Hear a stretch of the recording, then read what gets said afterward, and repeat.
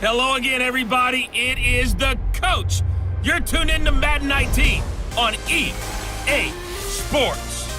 Straight ahead, we've got what should be an interesting matchup between the Indianapolis Colts and the Minnesota Vikings. With that, we send you up to US Bank Stadium in Minneapolis. Standing by our commentators, Brandon Godden and Charles Davis. And we find ourselves at the stadium that played host to Super Bowl 52, the wondrous US Bank Stadium in Minneapolis. The scene a short time ago, this crowd decked out in purple, and they were in full roar as their guys burst out of the locker room. We're ready for football, folks, as the Vikings get set to do battle with Andrew Luck and the Indianapolis Colts. Brandon Gaudin alongside Charles Davis. Before kickoff, Charles, quickly your keys to the game. Well, partner, I could give you the standard ones, turnovers, special teams play. But here's one that doesn't get talked about much anymore, and that's time of possession. Whoever controls the football, gives their defense a break, and takes care of business, that's the team that's going to win this ball game. Kai Forbath set to kick it away for the Vikings. And off we go from the Twin Cities. Marlon Mack ready to return it. And he'll take this across the 25, couple extra yards up to the 27-yard line. So the Colts now coming out for their opening drive. And they'll be led out by their quarterback, the Stanford man. It's Andrew Luck. He navigates, he manipulates, he cycles through progressions with laser-like focus, and he can make any tough throw that you need because he'll stand in the pocket and make it happen.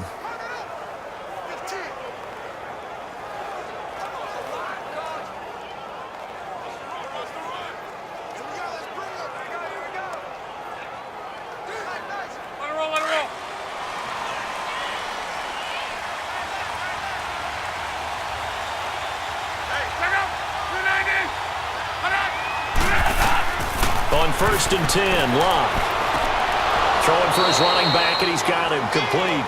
And he'll be brought down right at the 30 here. Give him 2 yards on that play, and it'll be a second down. Here's the offense, and if you're the defense, Charles, you really have to focus on that guy that's highlighted on the screen. You're talking about pure speed. T.Y. Hilton can get down the middle of the field and really stretch a defense.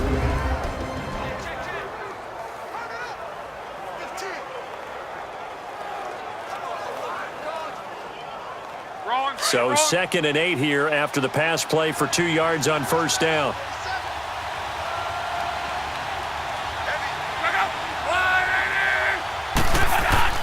Play action. It's Luck. And his throw here's incomplete.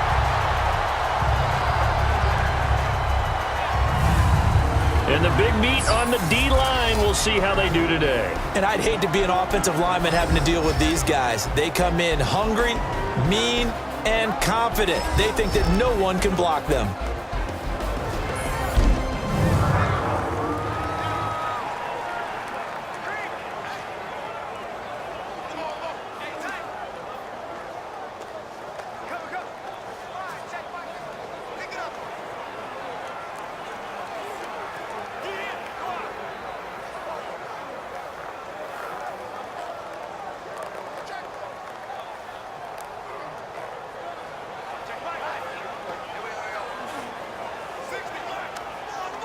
An early tough test on the opening drive. This is 3rd and 8.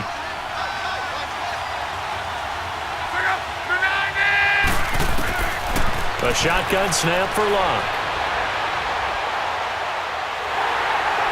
The Vikings after him, and they get there for the sack. Daniil Hunter in there to get him for a loss of 3, and it'll be 4th down. You know, on these types of plays, we're always looking to assess blame. Okay, where did it break down? Sometimes it's just a great play.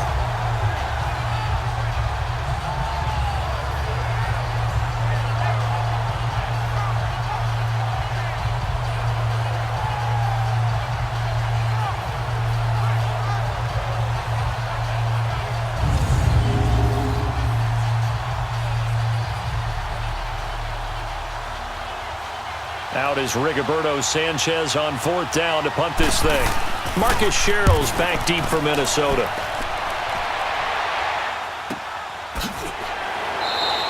Good open field tackling there. A 50-yard punt followed by just a 1-yard return. And the Vikings will take over here 1st and 10. So here's the Viking offense making their way out. They'll be led out by the veteran quarterback out of Michigan State. The former Spartan, it's Kirk Cousins. After the career that he's had in the NFL thus far, you get the sense that he was underrated coming out of college.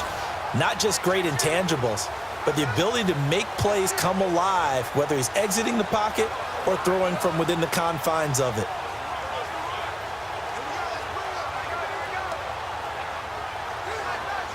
Cousins and the Vikings with a 1st and 10 at their own 22.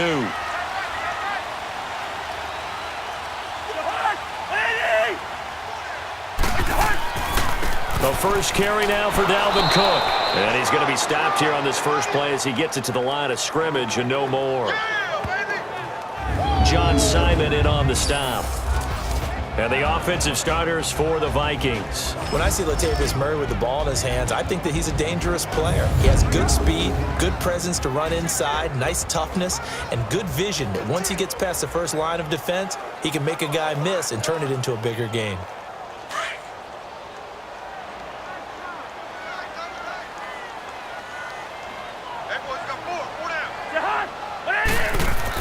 Now a 2nd down throw for Cousins. And complete, right side, the tight end Rudolph. And they're able to get this one across the 35.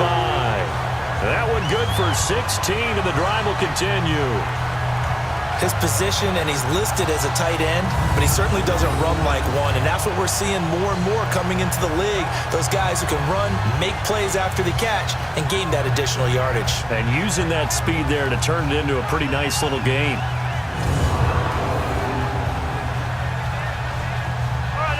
So here's a 1st and 10 at the 38.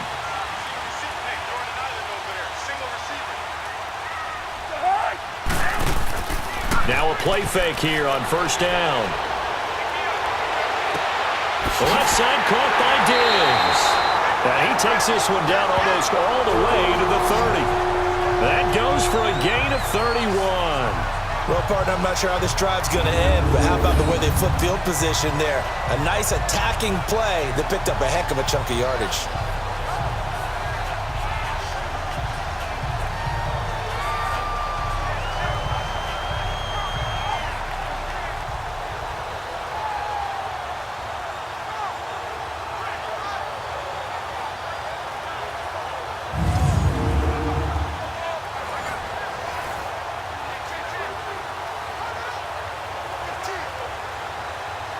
So the big play changes the complexion of things. Here's 1st and 10 just outside the 30. Cousins now to throw on 1st down. And Rudolph has it left side. Back-to-back nice plays, 12 yards that time and a 1st down. Well, they're piecing together a nice drive to start this one. Seems pretty scripted and pretty successful so far. And I think they did it without our help. Because you remember when we sat in the production meeting with them to talk about this, and hey, you know, how you guys going to come out of the gate? I know I offered my help with a few plays, and they didn't seem to want it. I didn't offer mine. You know, you were the smart one. Whatever they're doing, though, it's working really well. First red zone chance now for the Vikings. 1st and 10 right at the 20.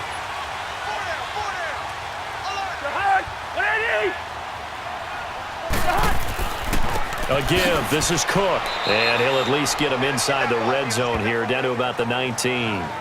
Credit him with a 1-yard gain there to make it 2nd and 9.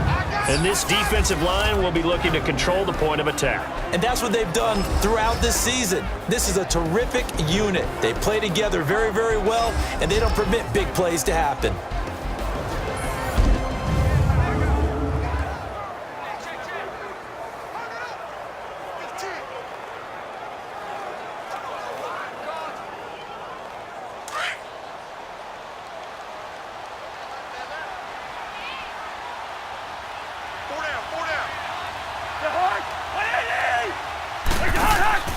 On 2nd down, Cook. And forget about finding a lane. He barely had time to look up before he was planted in the backfield.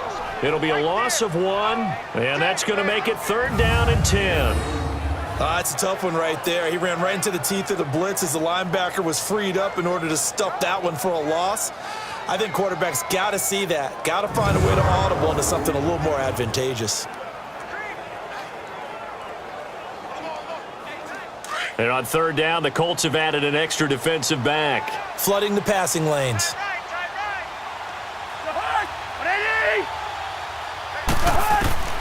From the gun, here's Cousins.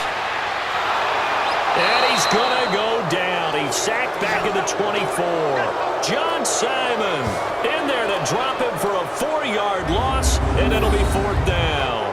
We're going to talk about how teams are so competitively matched, and you just want to make those plays that give you an advantage. How about right here? The difference between letting them score a touchdown versus holding them to a field goal, that's absolutely huge with the play he just made. And you know he hated taking the loss there on third down.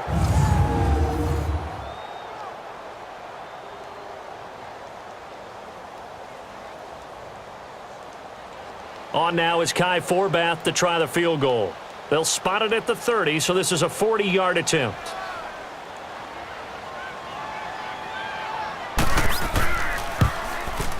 And Forbath will put this one through, and the Vikings have a 3-0 lead.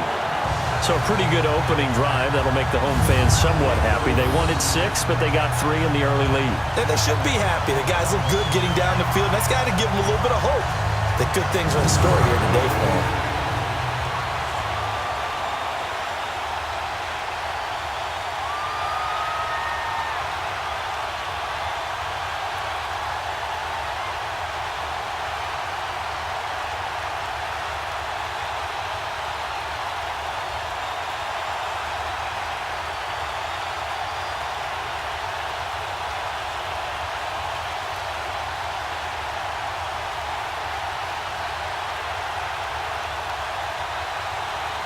Forbath now to kick it away after the made field goal. That's fielded in the end zone. And no run back here. This will be a touchback, and it comes out to the 25-yard line. Here comes the Indianapolis offense now as they get set to take over. And hoping to do better than they did their last possession when they punted the football. Appeal to the vanity of your offensive line. Tell them that they control your fate. Leverage guys. Win the line of scrimmage. If you do that, you start to win first down. You win second down. And guess what? You start accumulating first downs. And that's what they need in order to not punt the ball again. Look, and the Colts come up now 1st and 10 at their own 25-yard line.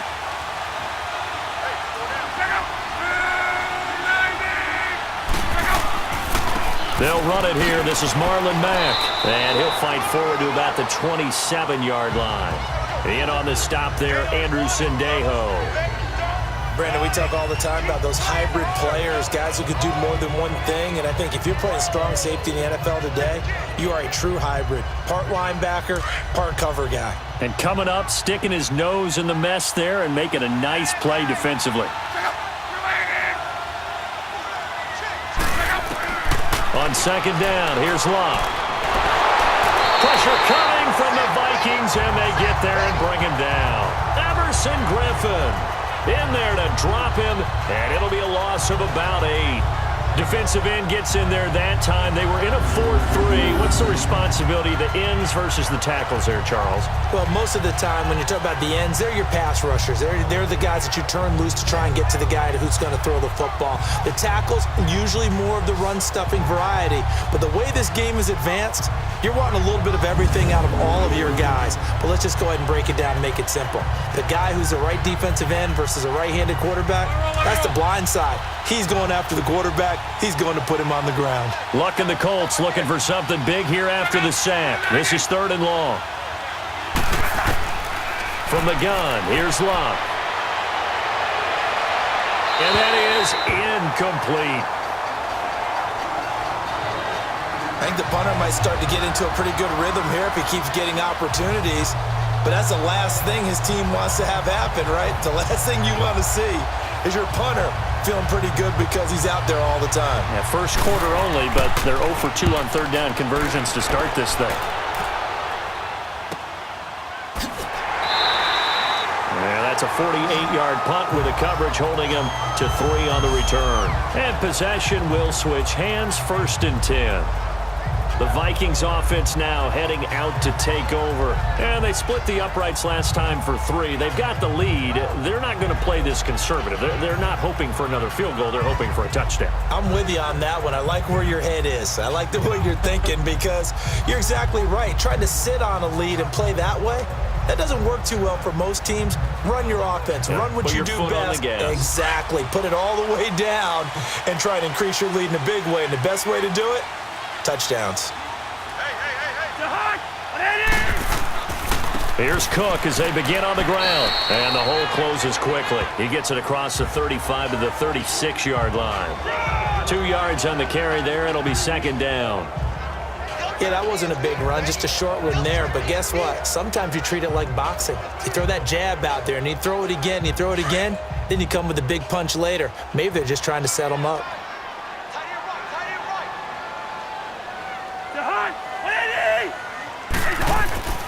Handoff comes to Cook. And he'll be stopped right at midfield. A good gain of 14 there, and it moves the chains.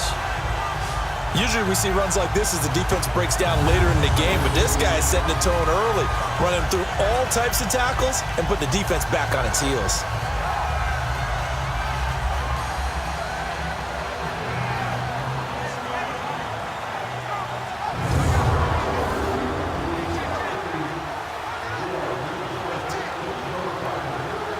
Following the good run by Cook, here's another 1st and 10.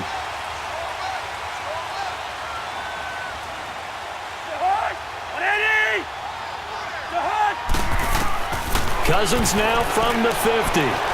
He's going to flip one out here to his running back. And he'll get it down to the 47 here. It'll be a pickup of just 2, and that'll make it a 2nd down. I know most of the time when the ball's in the air, you're thinking wide receiver, tight end, but running backs, they can be a big part of any passing offense nowadays.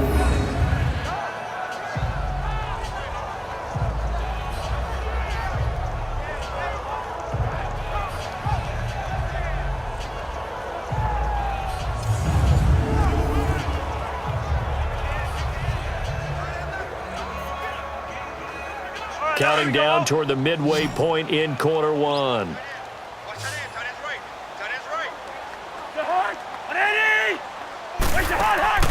Off the play fake, Cousins. And his throw's going to be incomplete. Stephon Diggs, his intended receiver. And now it's 3rd down. Sometimes the coverage is so good, no matter what you're doing on offense, you just can't shake anyone free. They try their best to find someone open, but they took away every passing alley, every angle, and shut the play down. So the failure to connect on 2nd down, that leaves them staring up here at a 3rd and 8. Working out of the gun, Cousins. Open man is Thielen. It's complete. Thielen with his first catch, and it's a 1st down. Really? Really? Did we just see that? That's a big catch. One-handed, I might add, to pick up a 1st down. I was going to say on 3rd down for the defense, it's one thing to give up a reception. You just got to shake your head on a one-handed catch to pick up the 1st.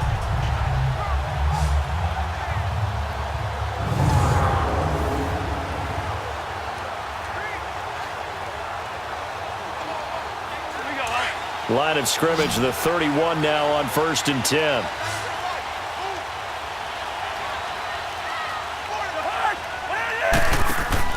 They go play action here on 1st down. He's going to float this one deep right side. So they took a shot on 1st down but couldn't connect. Tremendous field position there and a perfect time to do exactly what they did. Take a shot at the end zone. And they went for the big play, just unable to complete it.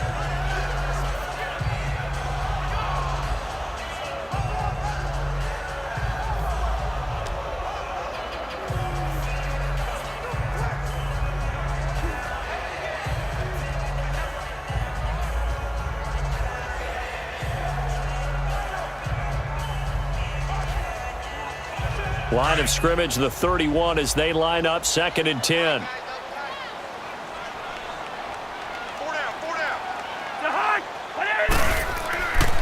Now a first carry for Latavius Murray. And that play going absolutely nowhere as he's belted before he could get out of the backfield. It'll wind up being a loss of 2. And they'll be facing a 3rd and 12. Well, that play was over before it even got started. Thanks for nothing, huh? How about that? That sets up a very difficult 3rd down call now.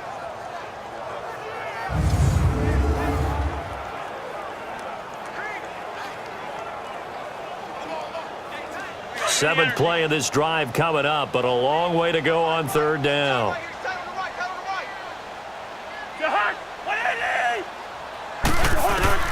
From the shotgun, it's Cousins. And he finds Kirk.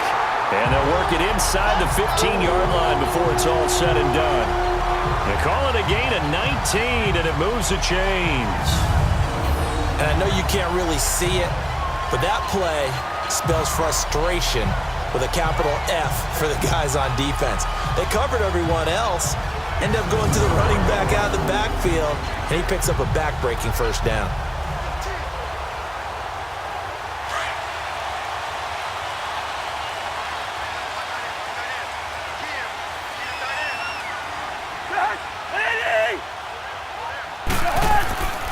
First down, here's the run with Cook. And he is met quickly in the backfield. Down he goes, folded like a lawn chair. It'll be a loss of a yard, and that'll bring up a 2nd and 11. Every year I go to the combine and marvel at the speeds that linebackers are running nowadays. They run like DBs. And let's face it, they know how to finish plays too. Eyes up, head up, run right through them.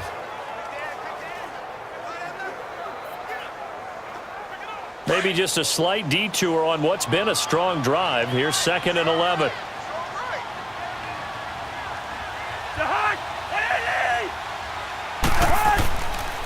Now a run with Cook.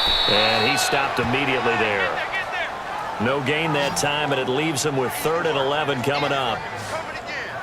So nothing there, but maybe you blame that on the blocking. Yeah, at some point you've got to win at the point of attack. And on that play, that was all the defense. They made it happen.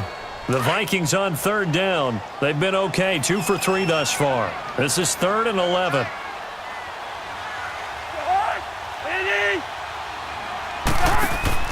They go play action. Cousins.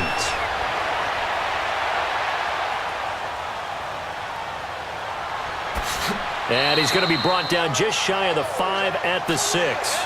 It's an 8-yard pickup, and that's going to make it 4th down.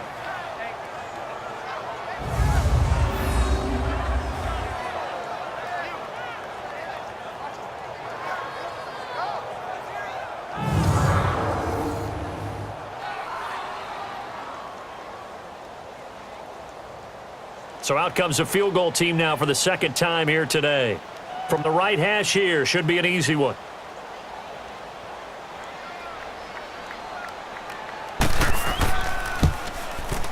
And Forbath will put this one through, and that'll make it 6-0 here in the 1st.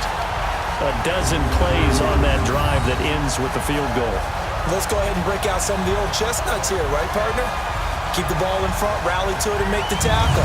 Right? No big plays given up, no balls over your head. Bend, don't break. Hold on. Chestnuts? You like Come that on. one? What does that mean, break out? Just because you break chestnuts? I'm not sure about that, but I'm just going with why they said that. I have no idea.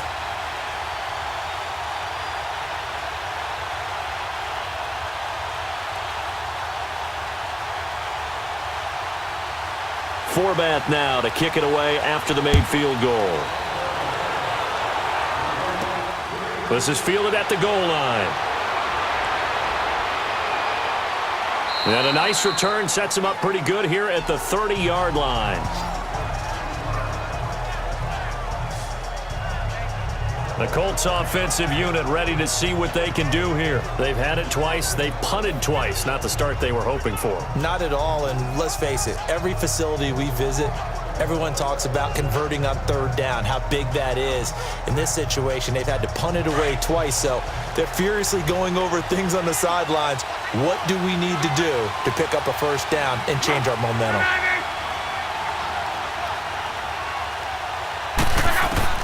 On 1st down, Luck. This is caught. It's Ryan Grant. And he'll bring it up here to right at the 40-yard line. 10 yards on the pickup there, and it'll be second down. That was a nicely run slant route, and what the receiver's trying to do is make the defender think he's going upfield for a deeper route and then breaks it off, usually after about 3 to 4 steps, and cuts towards the middle of the field. And now what he's trying to do is use his body to keep the defender away from the football and give the quarterback a really nice target.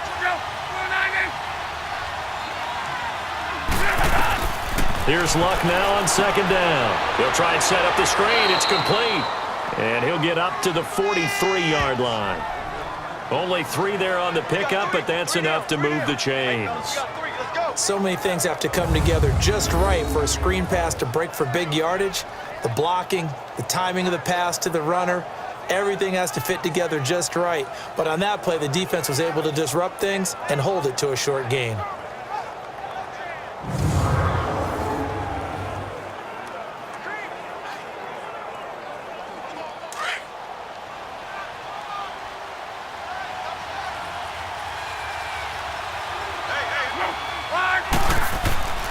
They'll fake it. Now Luck. The completion good. This is Eric Ebron. And he's going to be out of bounds, but not before he takes it inside the 40. The passing game for the Colts finding its stride. Another first down. There are so many things to watch for when you play defense. And reading your keys, you always hear about that, and having your eyes in the right place. Sometimes your eyes can fool you. How about that play action there? And it sprang the big guy, didn't it? Able to dump it over the top to him. So from the 39 now, they'll come up on a 1st and 10.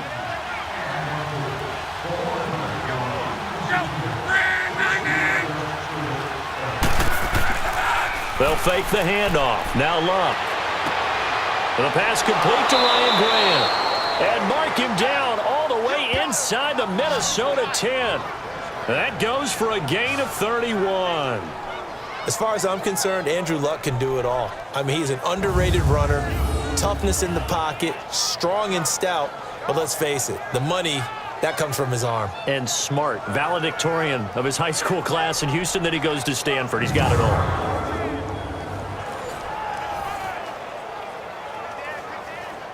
Two big plays in succession. Not sure this D knows what hit him, but now they got to get ready. It's 1st and goal.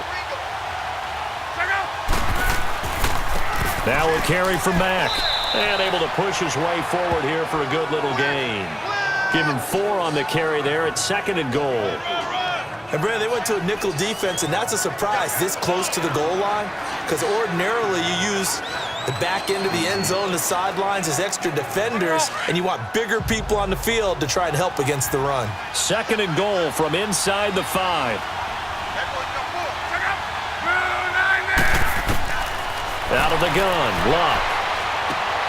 And he's got his target. It's caught for a Colts touchdown. Chester Rogers from 4 yards out. And the Colts have tied things up. They can take the lead with the extra point.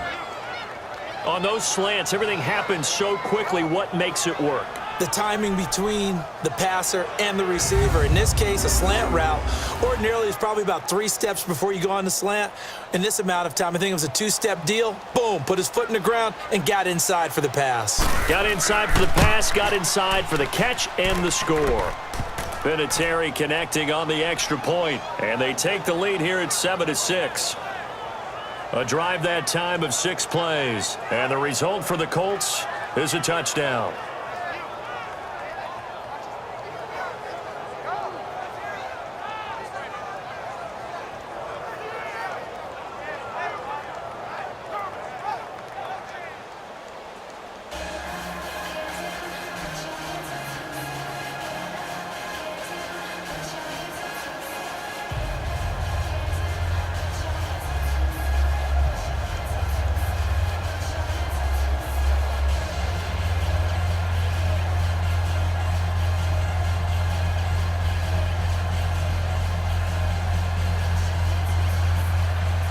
Out is the kickoff unit as they run up and send this one away.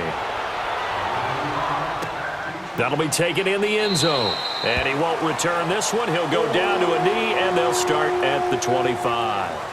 And out now come the Vikings. And they had 3 points last time, but they didn't want 3 points because they were well within range of scoring a touchdown. We'll see if they can do better now. I'm with you on that one. Let's just go ahead and be frank about the whole thing. The only one happy about the 3-point? The kicker. Exactly. He put it through the post. That's going to help him in contract time. But that offense, they're thinking, let's get in the end zone this time. I don't know if that helped him at contract time. You could have kicked that one through. I don't know about that. Toe bash. I don't know about that. Super toe. Cousins and the Vikings with a 1st and 10 at their 25-yard line.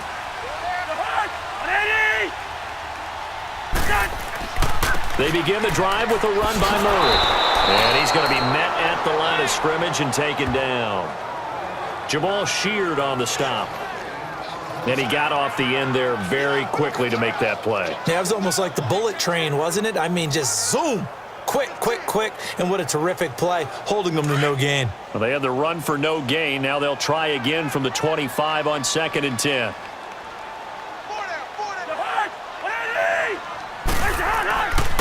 Back to the ground, this time Cook. And this may be a carbon copy as he'll again be stopped right at the line of scrimmage.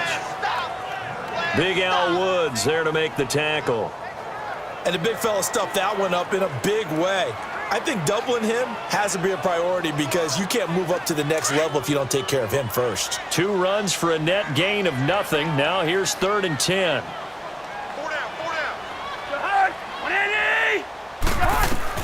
On 3rd down, Cousins. Got a man, it's right. They give him 27 yards on the 3rd down conversion. So the defense blitzed. A nice job picking that up, completing the pass. And Howland Sink was the quarterback in his center on that play. They saw the blitz, made the appropriate calls, got the line engaged because now they know there are going to be extra guys coming at the quarterback, so they got their assignments down pat and kept them away from him, and he's able to step up in the pocket and fire one now for a really good strike. Now from Colts territory, here's a 1st and 10 at the 47. Cousins over the middle here to Rudolph. And he'll go down shy of the 40 at the 41. A gain of 6 there on 1st. Let's just break this down and make it pretty simple. Key to the drag route, letting the play develop, finding the hole in the defense, and giving your athlete, yes, athlete, a chance to make something happen once he has the ball in his hands. 6 yards was the pickup on the last completion, so here's 2nd and 4.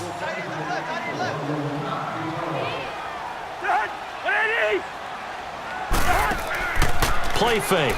Cousins going deep for Diggs. So the long attempt falls innocently to the ground, and it brings up 3rd. Well, not that we had any questions, but it's obvious his arm does not hurt today, does it? He does not mind slinging it around. He is firing that pigskin around the yard. Yeah, putting it deep downfield, taking shots. Unsuccessful there, but I like his moxie. The Vikings on 3rd down. They've converted 3 out of 5 thus far. This is 3rd and 4. Again, it's Cousins. And he's got Kyle Rudolph. And he gets it to the 32. Good enough for a 1st down. Cousins to his tight end Rudolph for a Viking 1st down. As an unbiased observer, I think it would have been interesting to see what they would have done if they hadn't gotten the 1st down there.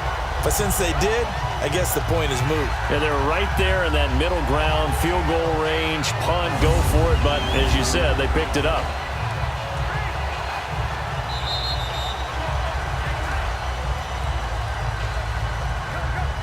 Meanwhile, we will not get another play as time will run out on this 1st quarter. 7-6 our score. We're back to Minneapolis in just a moment.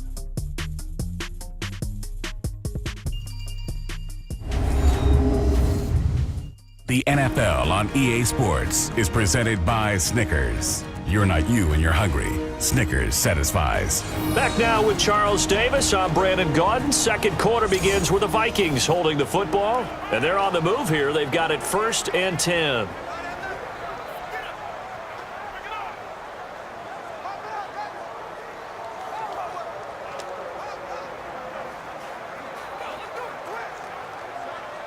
From the 32 now, here's 1st and 10.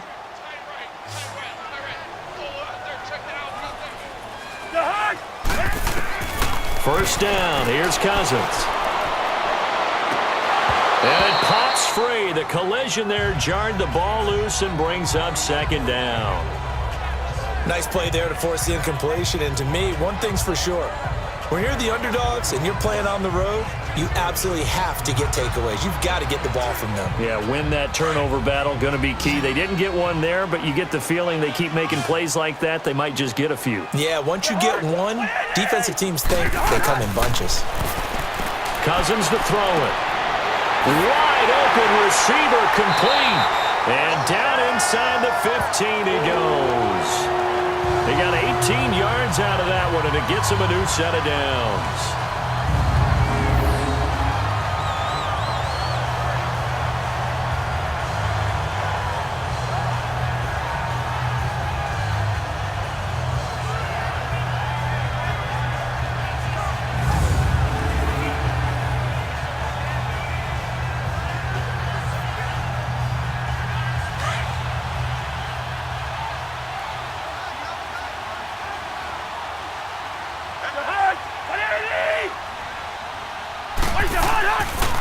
They pitch it out to Cook. And able to get him inside the 5 here, just inside the 5 to about the 4. 9 yards is the pickup there, and they'll have a 2nd and 1. Inside the red zone, and that means don't come away from there with anything less than 3 points, but everyone's thinking about 6. They're trying to get to the end zone. They decide to run a toss. Big people up front being mobile and moving, and a running back trying to follow behind them to find yardage, and that's exactly what he did.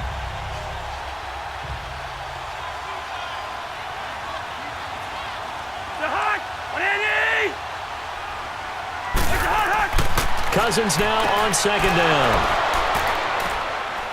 A big seam, and he might go all the way. He's at the 50, 30, 20, 10, and he will score. Touchdown, Indianapolis. Nice pick. Short throw, pick 6 right there. Those linebackers, they love when those short throws come and those eyes get real wide, don't they? How about the anticipation on the play? Reading, reacting, and then the ability to catch the football and take it in the opposite direction.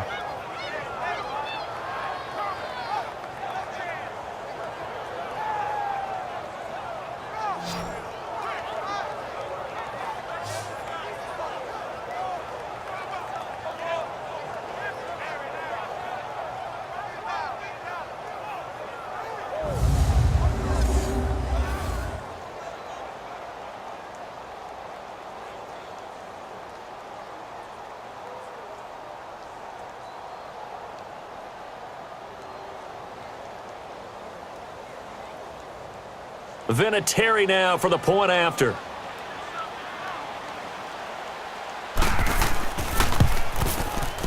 Vinatieri able to tack on the PAT. And the decision to just kick the extra point winds up successful. A heck of a play there defensively, getting the interception, navigating his way into the end zone for the touchdown.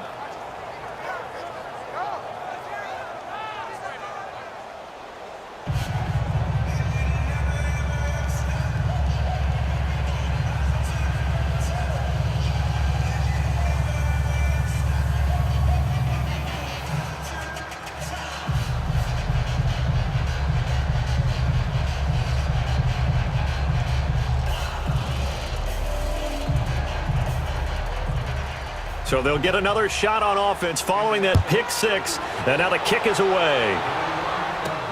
This is fielded a couple yards deep. And he'll get it up to about the 26-yard line, just across the 25.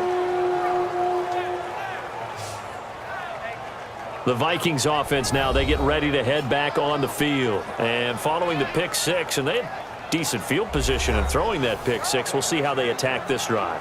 And I think all you say to your guy is, listen, let's just take care of the football a little bit better. Make some better decisions on this drive, and they'll probably help him a little bit with maybe some really high percentage throws early to let him get settled back in. But they told him and they told us they've got confidence. That's not a problem. Yeah, not a problem at all. They just want to make sure they get things settled down a little bit for their offense and give their defense a little bit of a chance to rest. Back to it after the pick 6. Cousins toward the center of the field, but it's incomplete. Give him credit for batting it away, but unable to come up with the interception. And sometimes that joke does come true. Guys are on defense for a reason. Maybe their hands aren't quite as skillful as the guys on offense, but a lot of credit on that play for just knocking it away. Once again, they'll come up on the 26-yard line, 2nd and 10.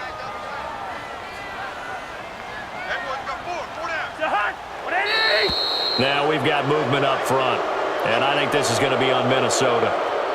False start, offense. So that'll back him up 5. Still 2nd down.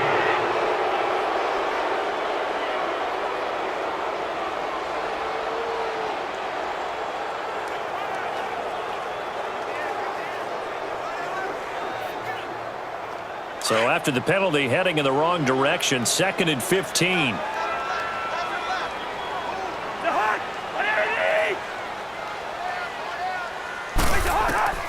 Throwing, Cousins. It's complete to Laquan Treadwell. And he's able to take this one up to the 35-yard line. They get 14 back, but it leads now to a 3rd down.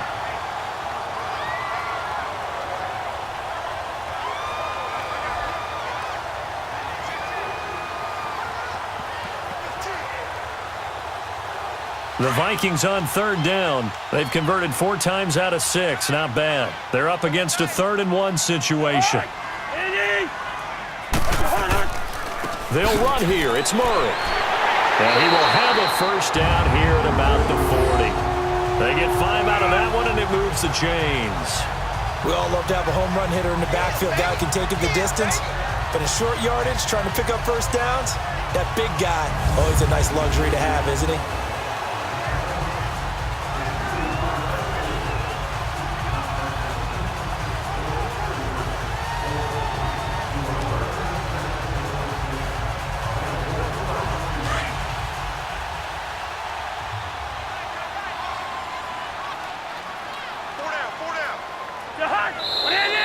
Now we've got movement up front, and I think this is going to be on Minnesota.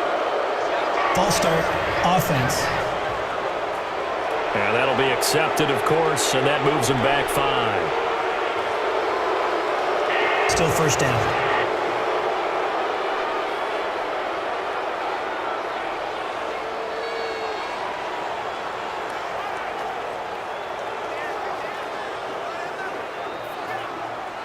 A false start backs him up 5, 1st and 15.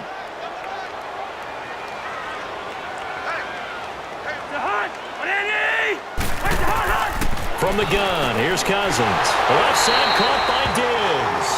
And he'll be taken down at the 46-yard line. It's a solid pickup of 11, and it's 2nd down. You can see the time and effort and thought that they've put into their passing game because it was evident right there. It looks like a simple pitch and catch, but you and I both know that they have planned for this and worked hard to make it happen.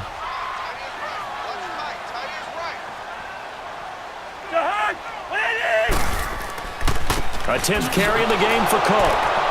And there just continues to be nowhere to run. He's bottled up again at the line of scrimmage. No gain on the play that time, and they'll look to convert on what will be a 3rd and 4. They just keep trying, but so far, finding no room for him to run. None whatsoever. In fact, you run the numbers, he's under 3 yards a carry at the moment.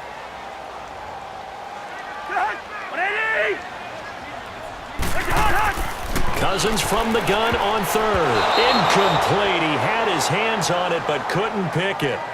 But it's now 4th down. Well, nearly another interception there. That would have been 2 drives in a row with a pick. He's got to start taking care of the ball way better than what we're seeing. Interestingly, that throw was probably worse than the one he threw the interception on last drive, but fell incomplete.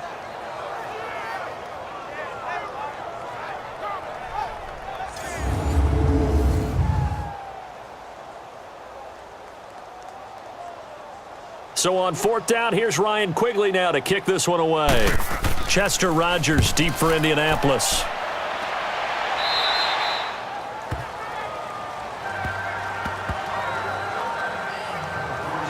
A look at the running back, the man out of the backfield as he gears up to go again. He's only had a couple of carries. I mean, when you've got a horse like this, second quarter, got to start to ride that horse a little more, don't you? You can't just neglect him. He's got to touch it, and often, in order to get maximum out of him. Typically, these types of backs, it's the accumulation of carries, and that's when you see the damage as the game goes on. Yeah, let's see. They're going to try to get him into the flow, we would assume, here. Look, and the Colts come up now 1st and 10 at their own 26.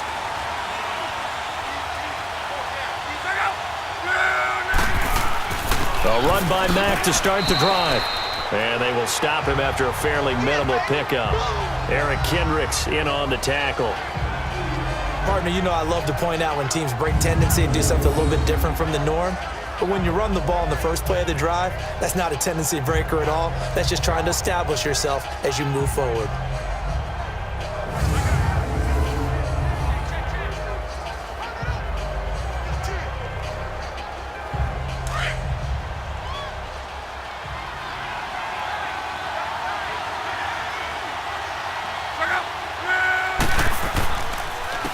They'll run with Mack, and he is met in his tracks behind the line of scrimmage.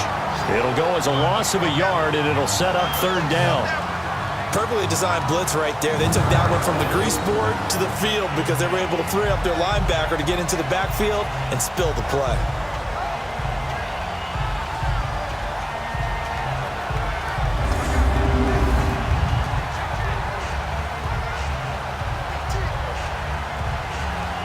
And the Vikings with an extra defender in the secondary on 3rd. Playing coverage here.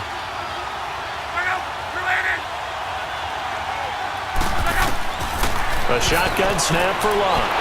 The Vikings after him, and they get there for the sack. Everson Griffin in there to pick up his 2nd sack now of the afternoon. Great job defensively. I think he was trying to go through his progressions, find someone to get rid of the football. Before he knew it, he was on his back. So that just brings us right back to what you said in the beginning. A great job defensively. Nowhere to go with the football. That led to the sack.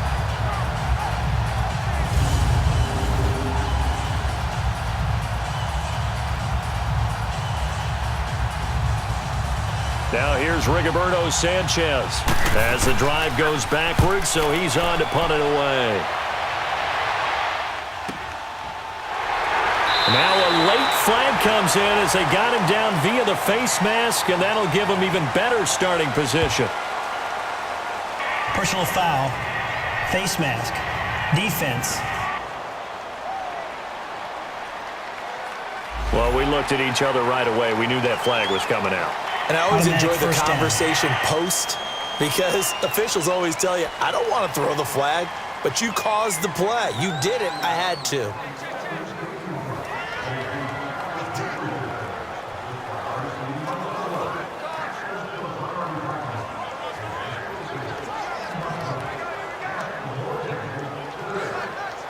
So 1st and 10 after a big mistake on 4th down with a penalty.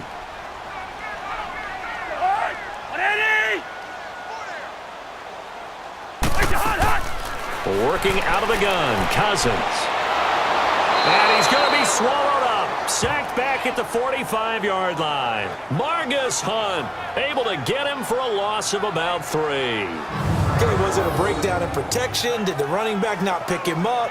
What does it really matter? Sometimes it's just a great play made by the defense. Big-time sack.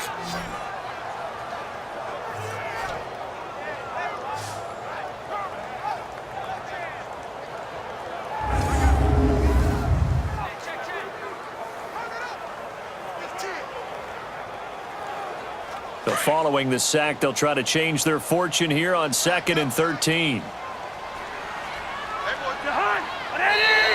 Now we've got movement up front, and I think this is going to be on Minnesota. False start. Offense. Not a great start to this drive. You had the sack, now the false start. I mean, it doesn't take much to either read lips or just imagine what the head coach is saying right now. Get your head in the game, guys. Let's go. And that false start penalty certainly not helping their cause here. 2nd down and long.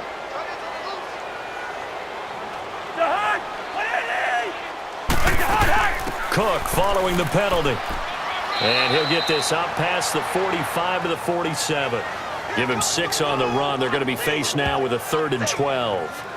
I think we can safely say that those types of plays are the backbone of this offense. We know not every run's going to be a big hitter, but you know they'll take that type of result on each and every attempt. The Vikings on 3rd down. They've had good success, 5 for 8 to this point. This is 3rd down and 12. Play action now, Cousins. And this is going to be incomplete. Well, they've had a pretty frustrating first half here offensively, and that just continued there with that incompletion. And definitely frustrating for them, but heartening for the other guys. Those stop troops, they're enjoying things right now because they've made it very difficult for them throughout the half. Here's Ryan Quigley now as he's on to punt for Minnesota.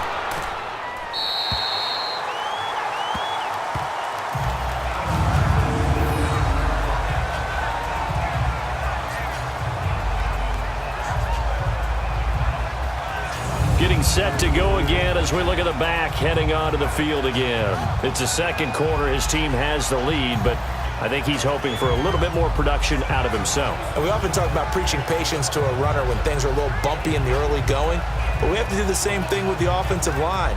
They can't wait to halftime to make the adjustments. They have to do it from series to series. So those surface tablets come into play. Check out what the defense is doing and see if they can find a better way to run it. So they search for that patience here now. Starting the drive with a give to Mack. And he's going to be taken down here at about the 10. Just a yard on the pickup there, and it'll bring up a 2nd and 9. Well, he hasn't made much of an impact in the running game thus far, and after that last run, not much is going to change in that area. He hasn't been able to get anything going, and really the offensive line not helping him much.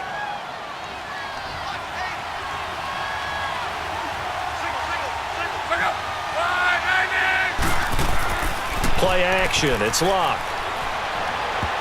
And his throw is incomplete. He was looking for Jack Doyle that time, and that'll make it 3rd down.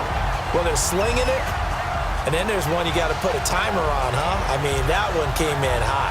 That came in hot, but overthrown out of his reach and incomplete. The Colts on 3rd down, 0 for 3 to this point. They could use a conversion. This is 3rd and 9.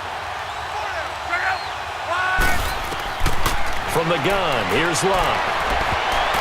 And that is incomplete. Trey Wayne's the Michigan State man right there in coverage. Well, so many times defensive backs get caught playing the man rather than the football, but not in this case. That's an excellent play. Did exactly what you're supposed to do. Attack the football and help break up the pass. And, yep, as a result, knocks it down.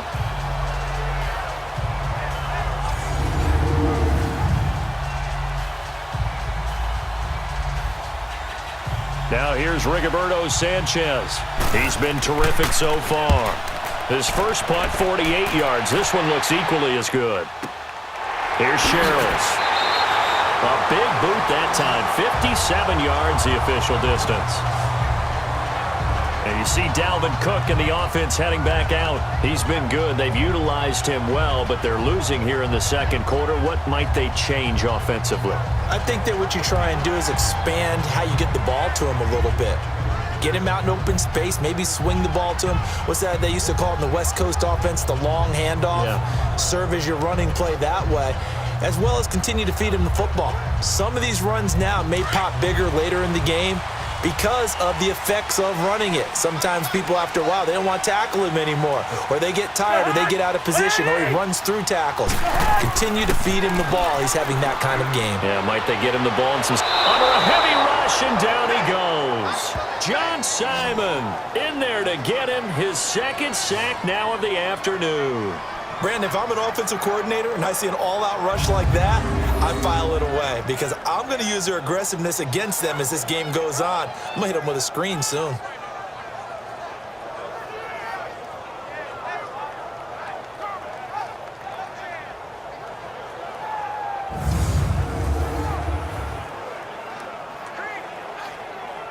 Sacks, a growing theme in this first half. This is 2nd and long.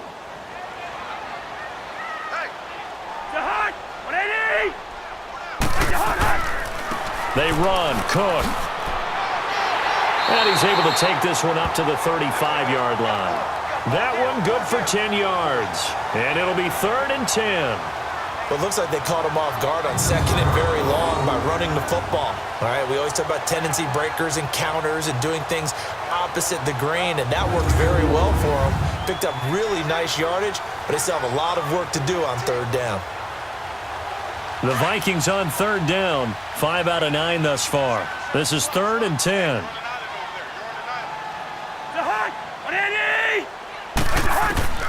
From the shotgun, it's Cousins. Oh, did he hang on to it? He did on the dive. Nice grab. And they get 14 yards there at a 1st down. And the key number on that play, 3. 3rd play of the drive, 3rd down. Spectacular catch turns into a 1st down. 1st down saves them from a 3 and out.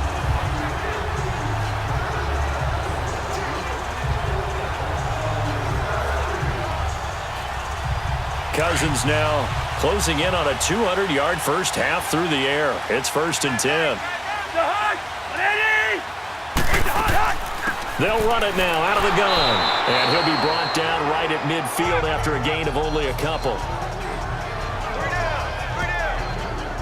That's a good play by the guys on the defensive side of the ball. Held them to a gain of 2. And that changes the playbook a little bit now for the guy calling plays. 2nd and 8. Now he's got to probably think about going to the air instead of maybe staying with the ground game. Now we've got movement up front.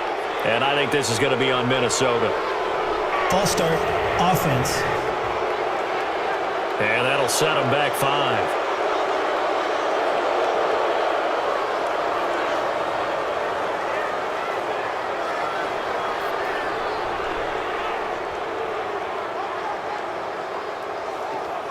And that false start penalty certainly not helping their cause here. 2nd down and long.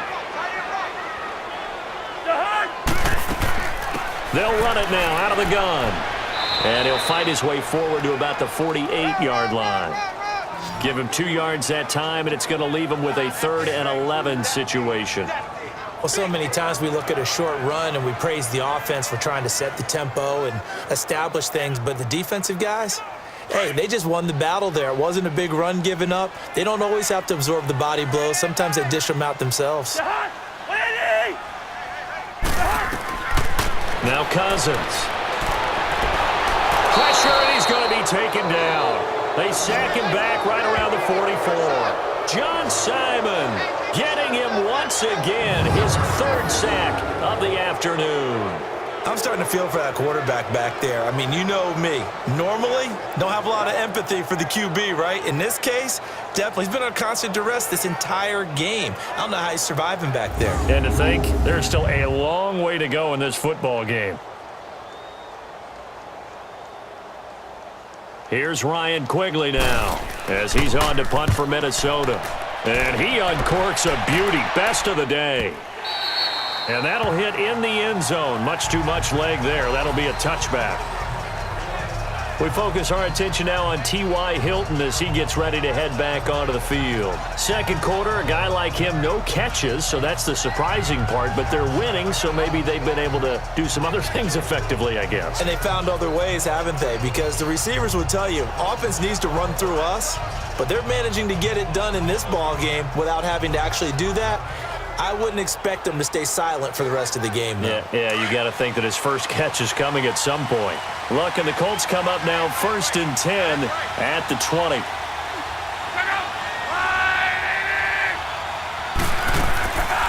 They begin the drive on the ground with Mack. And he will lose yardage on the play. Back at his own 19-yard line. That's going to go as a loss of a yard, and it'll be 2nd down. He already has 2 sacks to his credit. Now another tackle for loss. And you know how you can always identify who was supposed to block him? They're the ones helping up the person who just got knocked to the ground with the ball, right? Whether it's a running play or a pass play, they've got to figure out a way to slow him down. Maybe you chip him with a 2nd guy. Maybe you just out-and-out double him. Maybe you make sure you take the ball and throw it as far away from him as possible. Because right now, he is wrecking things for them. They'll run it now out of the gun. And he'll get this one across the 20, but only up to about the 21. Tackle made that time by Anthony Barr. Sometimes your philosophies get challenged at times you don't want them to. They did try to stick to the running game on the first 2 plays. Didn't amount to much. And now facing a 3rd and long at the outset of this drive. The Colts on 3rd down. Not good. 0 for 4 thus far. This is 3rd and 9.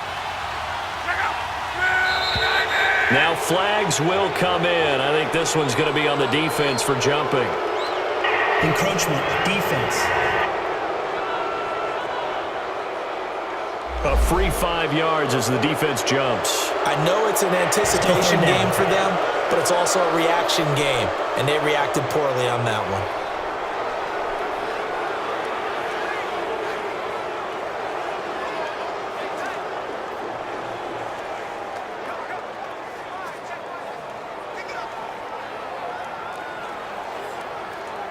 So that last penalty making this 3rd down much more manageable. 3rd down, 4 yards to go.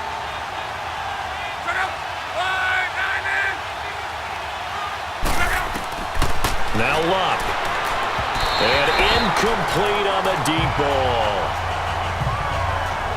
I'm not sure we could spot any tendency here on this 3rd down. They could have run it or passed it. Either one was available. They chose to try and get it through the air, but they were unsuccessful. Now here's Rigoberto Sanchez as he's on for the 5th time here today. He gets this one away, and boy, it's another boomer. Sherrills to return it. Nice job bringing that one back. 14 on the return. And the offense will take over with a new set of downs. And our attention here turns to Latavius Murray. And for him, it's been pretty limited involvement down on the scoreboard. Maybe time to turn to this guy. And you know me well. Winning games to me means starting with the running game and continuing to press the running game. Maybe you go away from him a little bit now, but the bottom line is he hasn't touched it enough to make a difference. Well, they haven't established that running game yet. The question is, will they? Cousins and the Vikings with a 1st and 10, just shy of the 30.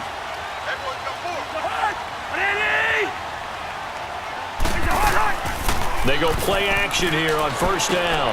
Oh, he's got a man wide open, complete. And he's brought down after a very nice gain. A nice gain at 21 yards. I know the halftime's approaching, but I don't think he's going to want to take a break. That's his spin catch. Yeah, they've really been targeting the tight end.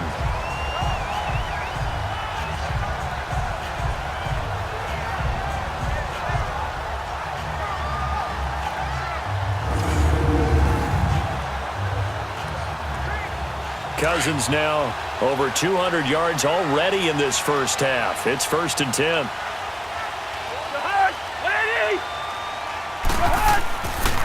Cook. And he's going to be brought down inside the 45 at the 43. Just what you want on a 1st down run. Call it 8 yards, and it's 2nd and 2.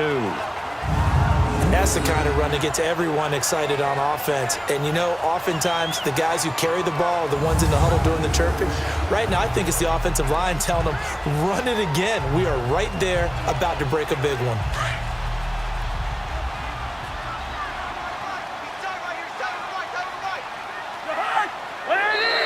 Now we've got movement up front. And I think this is going to be on Minnesota. False start, offense.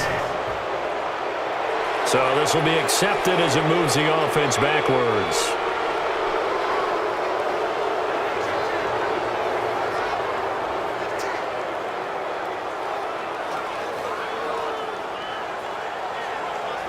Now after the false start, here's 2nd and 7.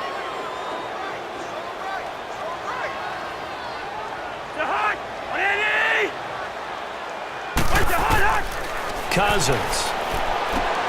And a diving grab. I think he got that, yes. The Vikings 1st down. Diggs able to find his way free and get the catch from Cousins. And that's how you throw for a whole heap of yards in a game. You get efforts like that from your receivers. How about him laying out for that catch? Yeah, excellent. Makes the quarterback look a whole lot better.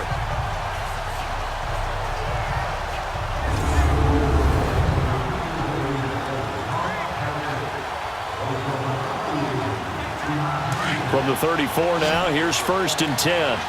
A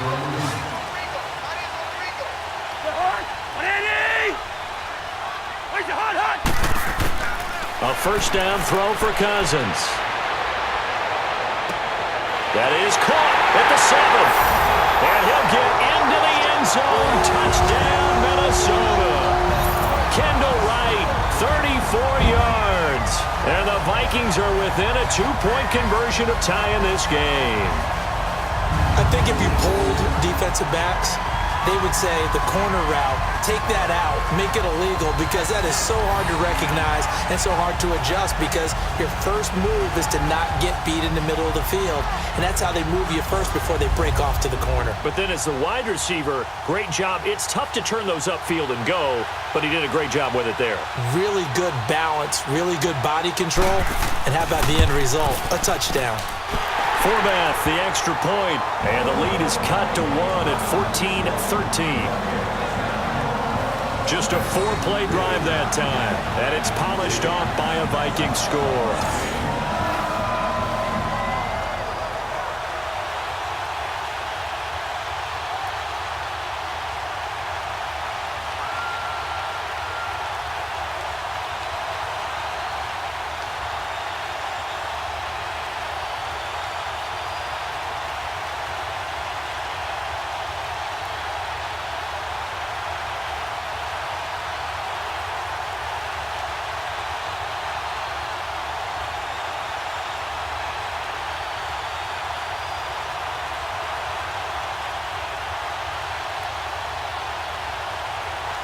Forbath out to kick this one away. This is fielded a couple yards deep. And he'll take this one near the 25, call it the 26-yard line.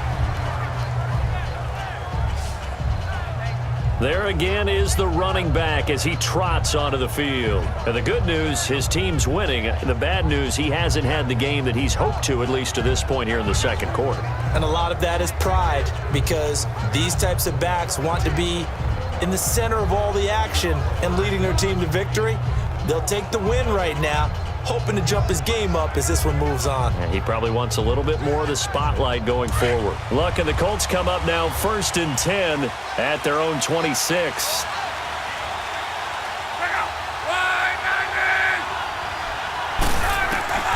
Here's Luck.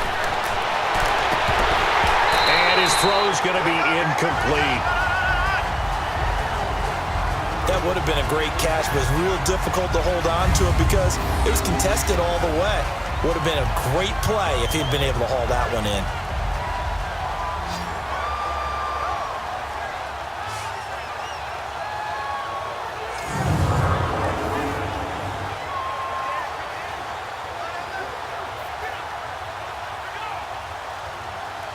Once again, they'll come up on the 26-yard line, 2nd and 10.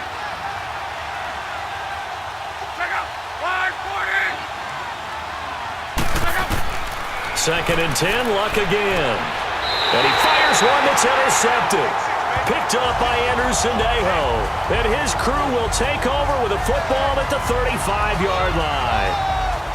That was a really nice interception. I think it illustrates the differences between playing man and playing zone. When you're in man, all you're focused on is the receiver in front of you. But when you're in zone, you're allowed to read the quarterback's eyes and go to the ball. That's exactly what happened on that play.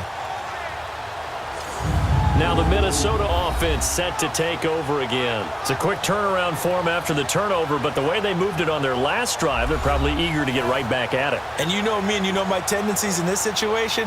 What do I want right now? Be aggressive. Be aggressive. Take your shot right here.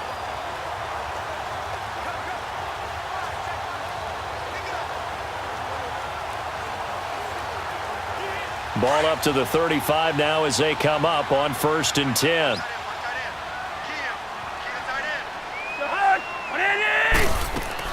Following the interception, Cousins. Throw left side on target to Thielen. And he's taken down, but not before reaching the 10-yard line. That one goes for 24 yards. 2 minutes remain here in the first half. More from Minneapolis after this.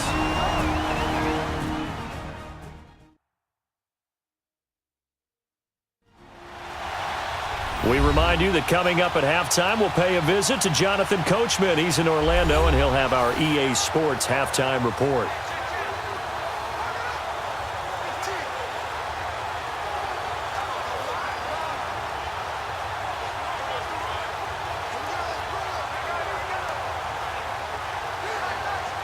Three red zone trips have yielded just 2 field goals for them to this point, so they'll be searching for something more on 2nd and goal here. Cousins now. That's going to be caught at the 10-yard line. And now they're inside the 10 as he's brought down at the 9. Only a yard on the completion. It's 2nd and goal. Well, they're unable to convert that into much, but it's never a bad idea to try to get the ball into a tight end of his caliber's hands and see what kind of disruption he can cause.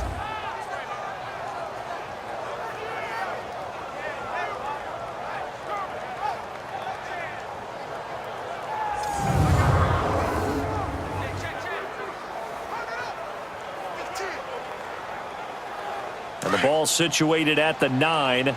2nd and goal.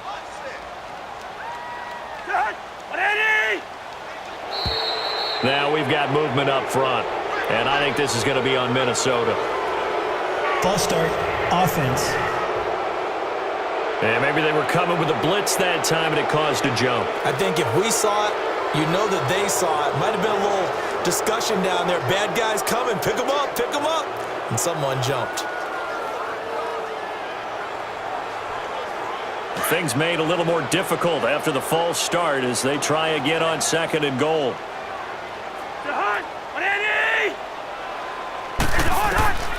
Throwing is Cousins.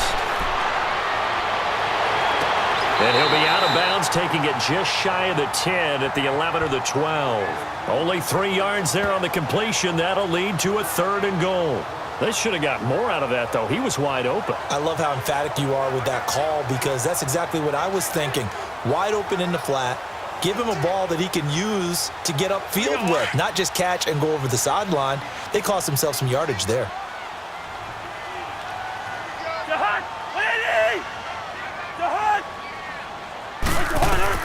3rd and goal for Cousins. It's caught in the end zone. Touchdown, Minnesota. Kendall Wright with his 2nd touchdown here in this first half. And the Vikings are able to strike for 6. Such an art to dot the I, just get the feet in right there against the line before going out of bounds. Such an incredibly graceful, athletic play, but also a lot of practice goes into it. They work on that to make sure that they learn how to train their feet to get down in bounds.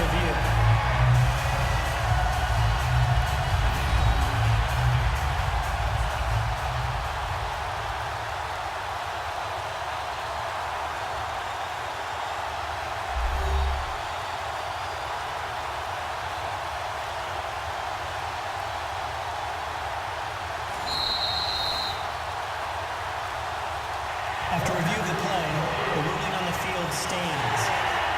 They had to go to the monitor, get an extra look. That's what the technology is for, and this touchdown will count.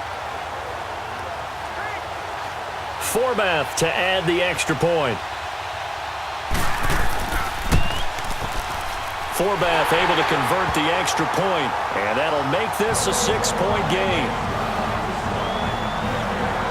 A drive there of just 4 plays, and it all culminates in a touchdown for Minnesota.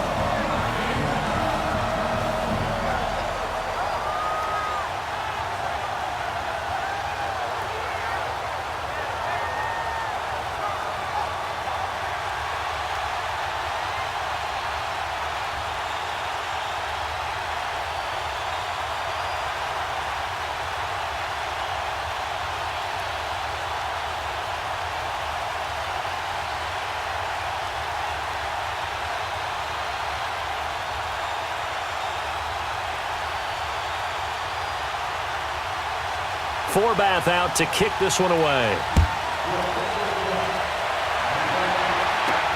Fielded about a yard deep. Accelerating, and off he goes. Past the 20. Touchdown, Indianapolis.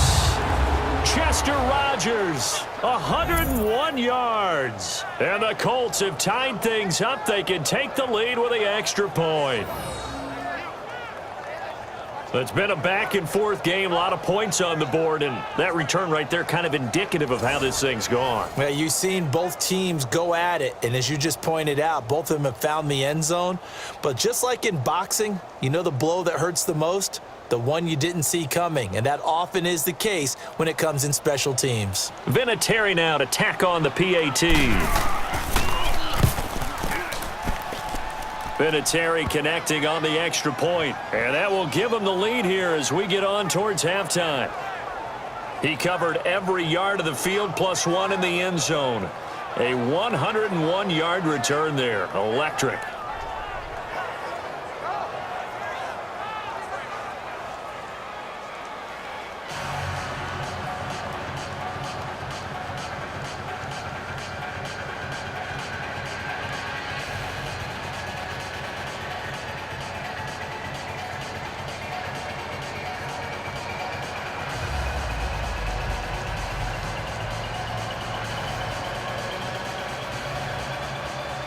So now the other return teams out there as they'll try to duplicate what they just saw. That's fielded in the end zone.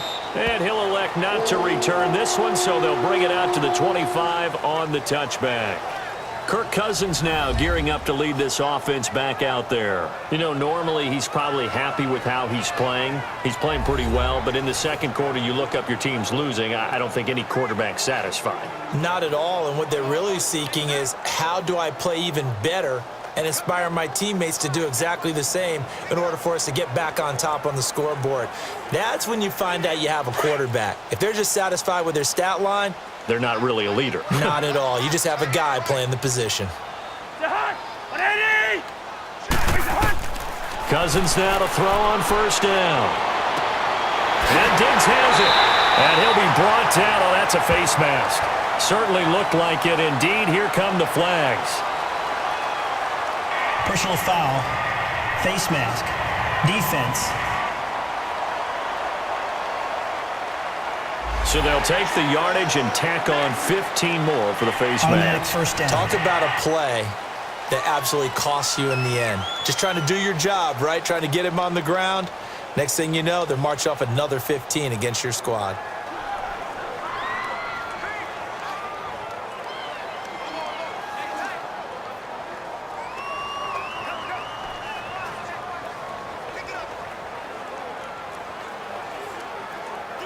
So the face mask puts them in even better shape than they were in as they'll have a short field here on 1st and 10. Cousins now from the 50. Oh, there's that man again. It's complete. And he'll be taken down at the 44-yard line. And before this second down play, we'll get a whistle, a signal, and a timeout as they'll stop it with just over a minute to go before halftime.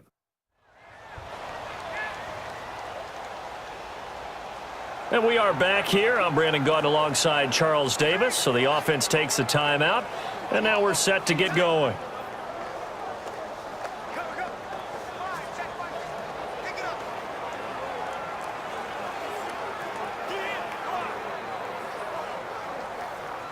Right, 6 yards was the pickup on the last completion, so here's 2nd and 4.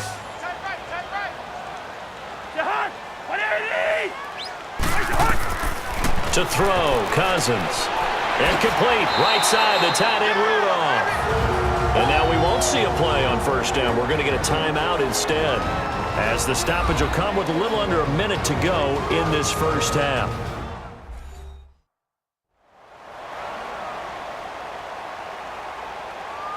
And we're back. The offense had a chance to talk things over, and we'll see what they come up with here on this next play.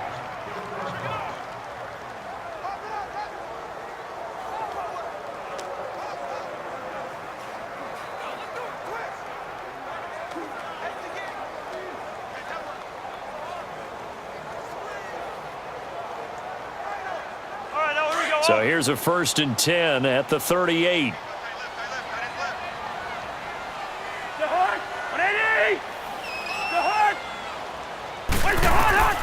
Cousins on first down. He couldn't quite hold it. Got hit. Ball pops out. Incomplete. Well, it's easy to see when we review this that the ball needs to come out quicker, because if you don't throw it right on the break, you bring a crowd of people into the equation. And that's why it got knocked away there. They work again from the 38 on 2nd and 10.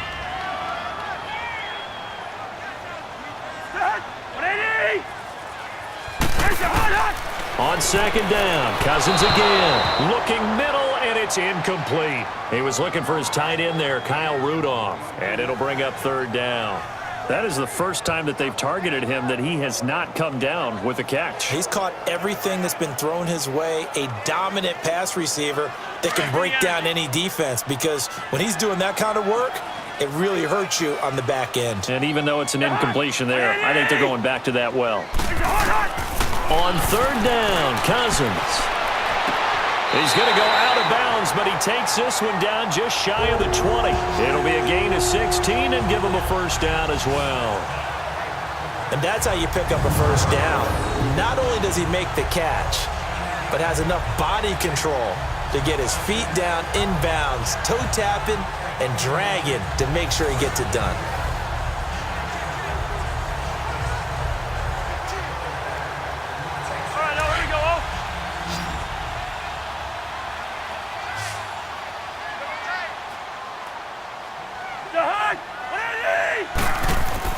First down, here's Cousins. Over the middle, and it's incomplete. Let's face it, perfection is something we all chase, whether it's playing this game or whatever we do. Hard to attain, but that's what they were searching for as that pass goes incomplete. After the incomplete pass, here now is 2nd and 10. Now we've got movement up front, and I think this is going to be on Minnesota. False start, offense. Maybe anticipating a blitz, and they jumped. Yeah, and if we saw it, you know that they saw it. The bad guys might have been coming on that play. Had to pick them up, and they jumped.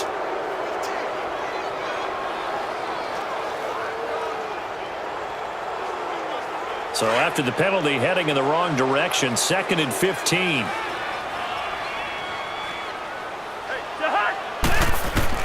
To the air again, it's Cousins. Got his man complete over the middle. That's Cook. And down inside the 15, shy of the 10. It's a pickup of 16 there, and it'll lead to a new set of downs. And passing yardage-wise, now up over 350 in this game. Pretty nice performance. Definitely that, which usually means you're putting a lot of pressure on guys trying to cover. If you're a defensive back and they put over 350 yards on you, you've had a long day. The key to everything, if you're doing it without throwing interceptions or turning the ball over. First down now, but that clock rolling. On 1st and 10, Cousins. And the tip there altered the ball flight, and it falls incomplete. It'll be 2nd down.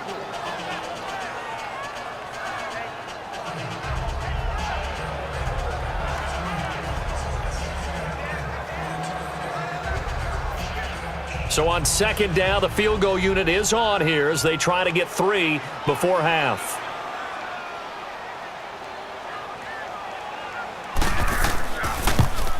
And Forbath will put this one through. And with that, they'll take a 2-point lead here in quarter number 2.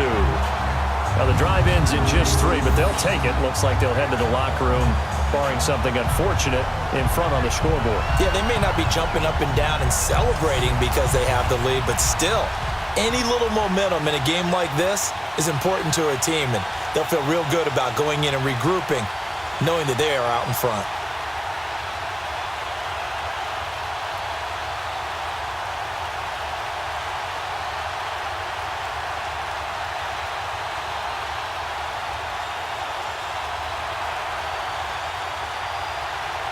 Forbath now to kick it away after the made field goal.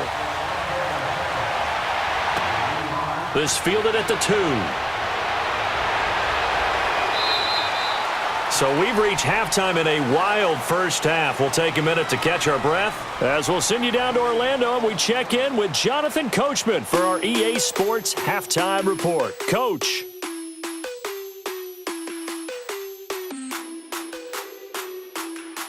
In the game you're watching, it's been Kirk Cousins with a hot hand in the first half. He's over 300 yards passing already.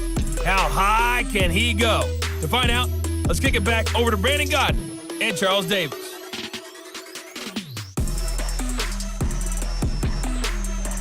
All right, Coach, thank you, and we welcome everyone back for quarter number 3.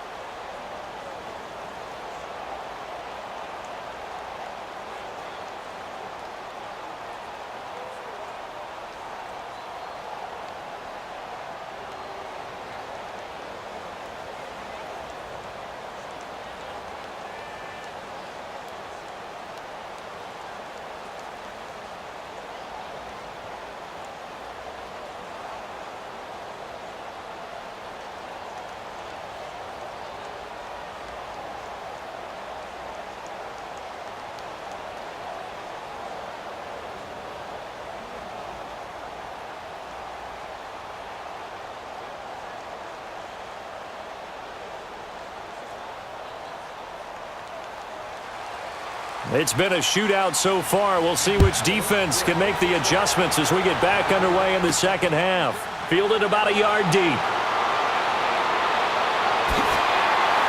Solid return, pretty good field position. They'll start at the 32-yard line.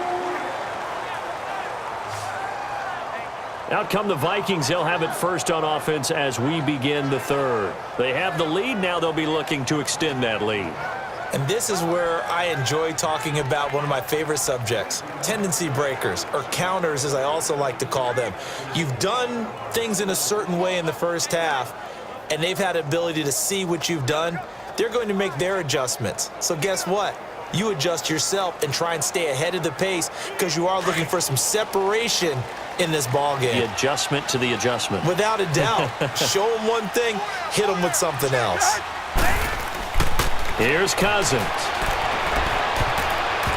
Throwing middle, but it's incomplete. There are a good number of coaches at any time they call an in route are really worried about the play because there's so much traffic ordinarily that the ball has to get through to get to the receiver. And on that play, it was batted down.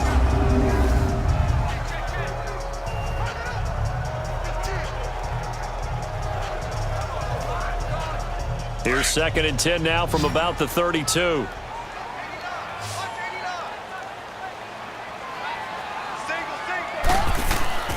On play action, Cousins. And this one taken in on the right sideline, but not in the field of play. They say it's incomplete. The throw led him a little too far. It brings up 3rd down. But not to get too overcritical there because he knows what he's doing, but his shoulders looked a little off kilter there when he threw that. I don't think you're being overly critical there. You're just analyzing it, and he gets those shoulders right. That pass will go from incomplete to complete.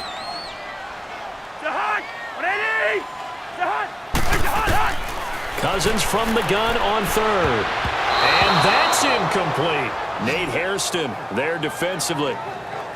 I don't know. He had to be pretty quick with his fingers to start and stop after the ball hit the ground. I'm giving him some credit. No, I'm thinking about the mental focus, you know? Yeah. The mental focus. Yeah, that's true. You got to stay with it. That's true.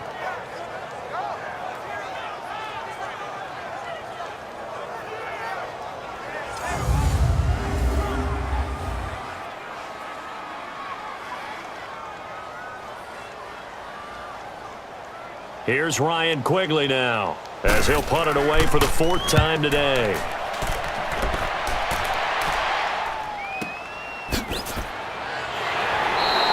A big kick that time, 52 yards. And the Colts are going to take over, albeit deep in their own territory. Here's the Colts now as they get ready for their first possession on offense of the second half. They were able to get the stop defensively. Now a chance to turn that into points on the offensive end. Can you imagine what the grease board looks like at the half? Because tell me. That's exactly what they printed up. Stop them on defense, get the ball back for our offense, and go downfield and score some points. Now, the last part remains to be seen, but they got the first part done very well. Do people use grease boards, or you mean the magic marker boards? Yeah, those two. They go back to the air here after the INT on the last drive. To the right side to Eric Ebron. And able to get it here to about the 16-yard line. A gain of 6 there on first. So much goes into a successful play, doesn't it? How about that play action there, freezing the defense just enough to bring the tight end free downfield for the completion. 6 yards was the pickup on the last completion, so here's 2nd and 4.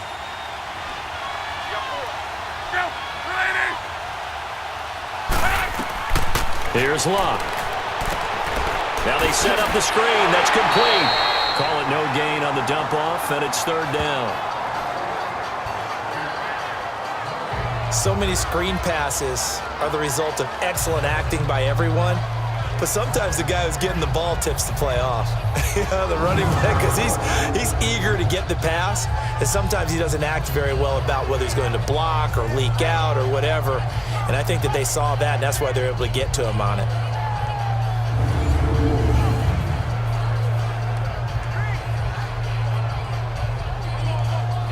These guys have punted 4 times already, and they're staring at a 5th, barring a conversion here on 3rd down.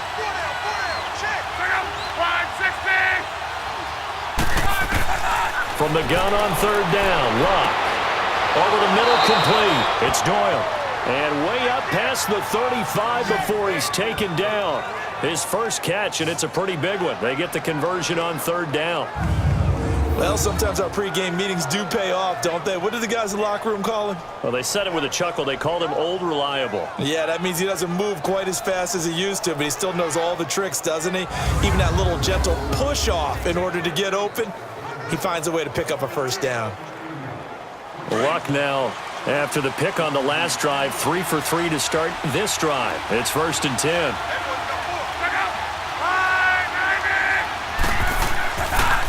Now Mack. And very little room to maneuver. He'll get this down to about the 39. Give him 3 on 1st down. It'll set up a 2nd and 7. Sometimes with the running game, you've just got to stick with it. Look, it's the 3rd quarter, no time to panic. But that also doesn't mean you just do it the same way you've been doing it the entire ball game. Maybe change up some blocking assignments or run a few different plays, but stay with the overall essence of the running game. They keep it on the ground. Mack again. Room to run past midfield. A 14-yard gain for Indianapolis, and also move the sticks. Running lanes were at a premium in the first half, but he's able to find some room there, and he's hoping that that's a precursor of a big second half.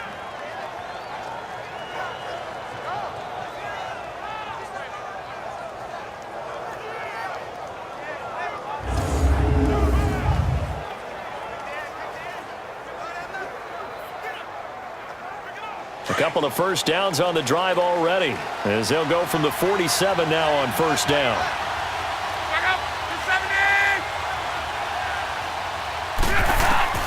On 1st down, it's Long. Brought in over the middle by Graham. And he's going to get this inside the 30. Another big gainer that time. This one goes for 19 yards. Well, this is how you shake the thoughts of that interception on the last drive. You come out and start this one 4 for 4. And watching him throw it around with that type of confidence reminds me of a guy I played with way back when who told me, I don't care if I throw 10 interceptions in a row. I'm going to stay confident and keep flinging it. I just figured there's something wrong with the football.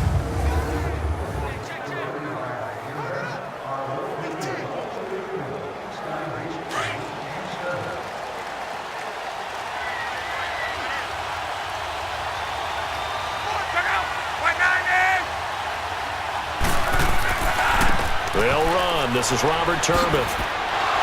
And now running right through it. And he'll get into the end zone. Touchdown, Indianapolis. Robert Turbin, 28 yards. And the Colts are in for 6. And on his way to the end zone, shedding the tackle, he would not be denied. That's what's called finishing the run. Making sure you power your way through.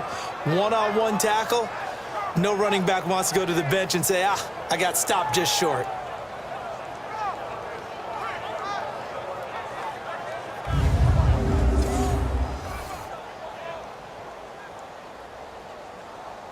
Vinatieri now for the point after.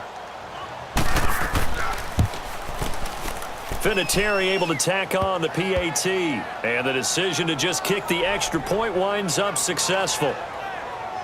So that drives 7 plays in length. And a pretty good run there in the end to top it off.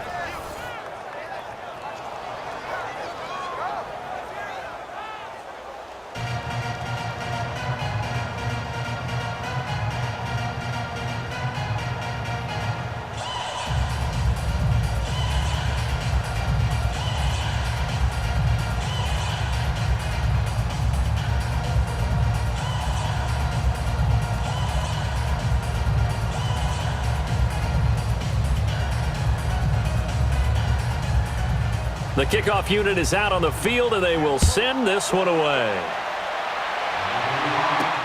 This fielded a few yards into the end zone. And no run back here. This will be a touchback, and it comes out to the 25-yard line.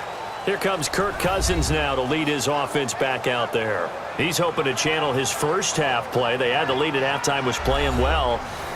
Flip the script here in the third quarter a little bit. I think he misses the Pee-wee days, when you just got the orange slice at halftime, right? And remember, weren't any real adjustments then, right? You weren't looking at some tape, right? You weren't looking at stuff off of the Surface tablets. You just went back out and played. Right now, maybe the adjustments have caught up to him. Well, we'll see. Maybe he just needs a couple orange slices here for this drive. From the shotgun, it's Cousins. Throwing over the middle, and it's incomplete.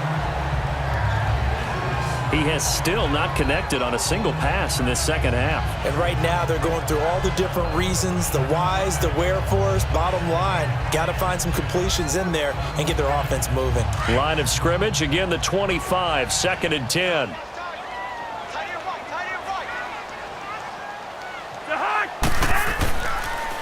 Another tote for the workhorse this afternoon. It's Cook. Oh, twisting away. And he's able to plow forward up to about the 29, just shy of the 30. Give him 4 on the ground there. They're now left with 3rd and 6. That second down play call was not to pick up the first down. It was to accomplish what they did to get them into a manageable 3rd down because they had incompletion on 1st down, so they were behind the sticks, so to speak. They needed to make up some ground, and they did.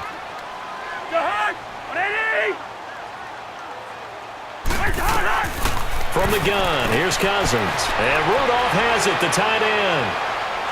And they take him down, losing yardage back at the 27. That'll make it 4th down after a loss of 1.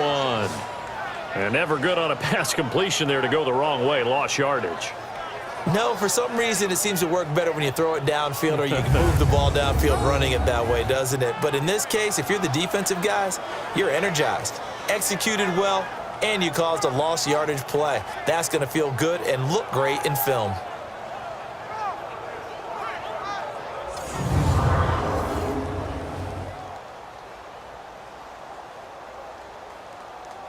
Here's Ryan Quigley now as he's on to punt for Minnesota.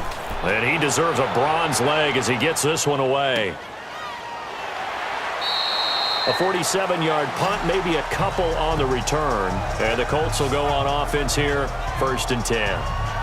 Now the Colts offense gets ready to head back on the field. We have seen a lot of points here in this quarter. For us up here in the booth, it's been fun to watch. The defensive coordinators probably scratching their heads. Yeah, they're going a little bit crazy right now. But let's face it, all of our friends who play fantasy, they're enjoying the heck out of this show because most of them are creating and getting a bunch of points. Yeah, points certainly not at a premium here.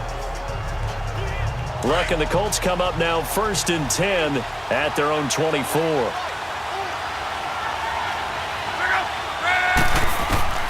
A shotgun snap for Locke.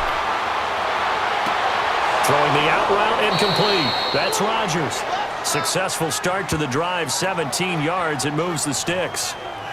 And he's certainly been a huge factor in this when he's got the 2 touchdowns to his credit. Now they look to him again. He picks up the first. Yeah, I can hear everyone saying, well, why don't you cover him, double him, triple him, do what you have to do. But sometimes they get locked into such a groove and such a connection, it doesn't matter how many guys are in his area. He certainly looks to be in that groove right now. One play has him up past the 40 already, and another 1st and 10.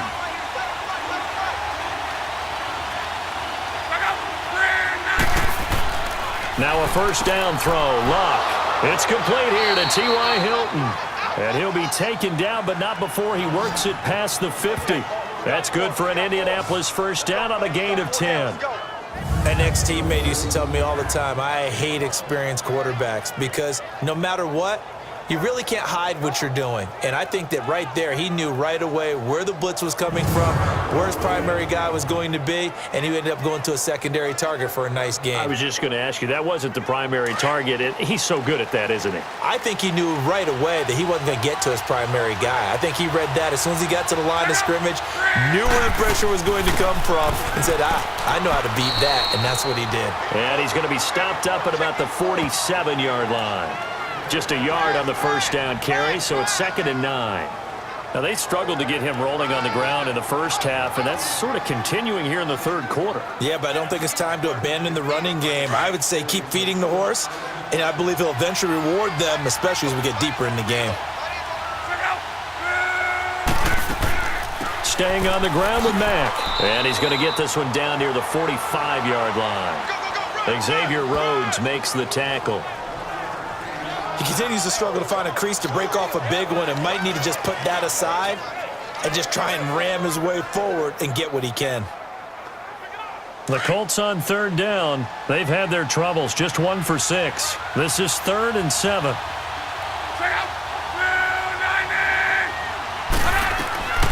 From the gun, here's Luck. And he's got this down a yard or 2 shy of the 40 before he's out of bounds. They get only 4 that time as that leads us to a 4th down. I do have to admit, I like it when it all comes together. When the top part, catching the football, right, whether you're catching it with your hands or cradling it, comes together with the legs, in this case the feet, doing a little toe tap to stay in bounds and complete the catch. And a great job by our crew on the camera shot. Love when you see the grass or on the field turf, those rubber pellets. And how about this, a fake? And this is incomplete. A huge gamble, and it does not pay off. They fake the punt. It doesn't work out.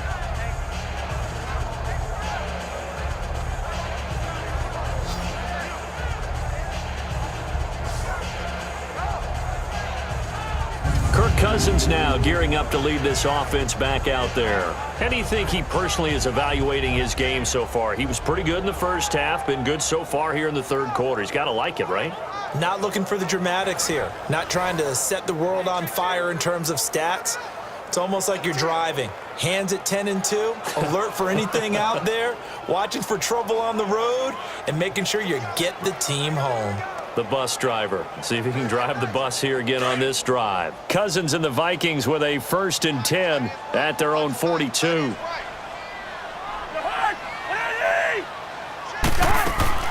They start the drive with Cook. And he'll be taken down, but not before he gets into enemy territory. Give him 10 yards there, and about by the nose of the football, he's going to have a first down. Whether it's what we call an even front or an odd front, and an odd front's real easy to figure out. If that guy is lined up over the nose of the center, typically that's an odd front defense. Odd number of people, meaning 3-4 versus the 4-3, which is an even front. You've got to control those guys in the middle. Whether it's the nose or the 2 defensive tackles in a 4-man front, if those guys can't get moved, you cannot run the ball in the middle of the field. And in that play, they were able to actually take care of business. A first down throw for Cousins. Finding a safety valve here. That's complete. A gain of 4 on the play, and that'll bring up 2nd down. Well, it's tough to be a defender in today's NFL because there's so many things to account for in today's passing game, including the back sneaking out of the backfield. Not quite as bad as a turkey bowl where you have that center-eligible stuff, but still a lot of guys to account for. 4 yards on that last completion, so that sets up 2nd and 6. Working out of the gun, Cousins. And the pressure too much that time as Cousins goes down. Jabal Sheard in there to make the sack. He buries him for a loss of 10. Brandon, I think you understand the type of afternoon this offensive line is having. It is a long one for them. Long for you to spend it with me. Long for them trying to block those guys. They've given up a whole lot of sacks, and the speed and quickness of that defensive line is eating them alive.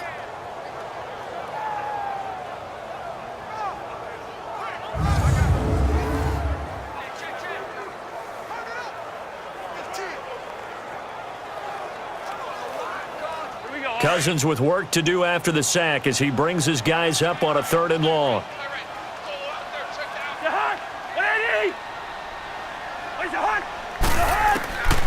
Cousins now. And this is going to be incomplete. Well, no second guessing the call here. It was 3rd and long, so throwing the football was probably the smart play to try and pick it up. But they don't get it, and now the defense goes off the field feeling pretty good about themselves, gaining some momentum as they force them into a likely punting situation. Here's Ryan Quigley now as they're forced to kick for the 6th time today.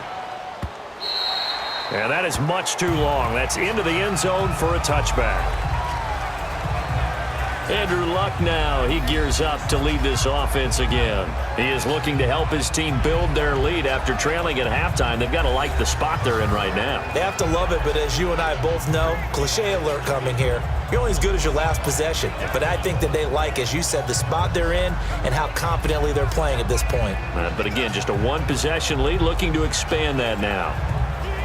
Luck and the Colts come up now 1st and 10 at their own 20-yard line.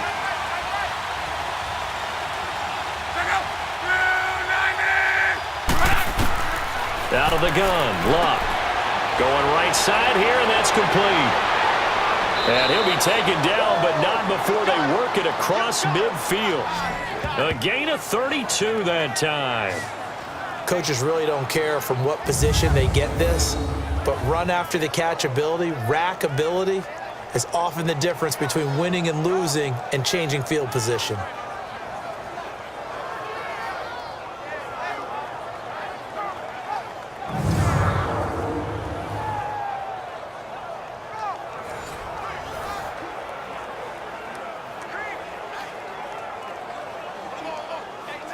So the line of scrimmage moves all the way across the 50 now as they come up 1st and 10. On 1st and 10, Locke. Caught left side by Hilton. Another good reception there. The Colts on the march. I like watching the wide receiver screen because it's a real teamwork play. Because guess what? The guy catching the ball, he'll get all the credit. But how about the people have to block in front of him, either fellow receivers or offensive linemen? That makes that play a really nice timing play, and sometimes it can break big.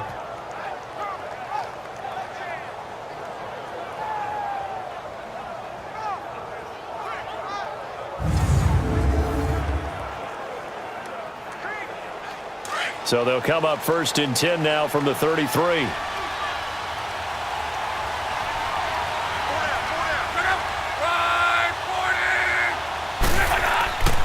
Here's Mack. Works his way inside the 30 on a pickup of 4. Well, if you're a football guy, that's a pretty run because everyone is in sync right there. Obviously, the guy carrying the ball, but how about the people up front? Leverage, athleticism, they created some nice space for him.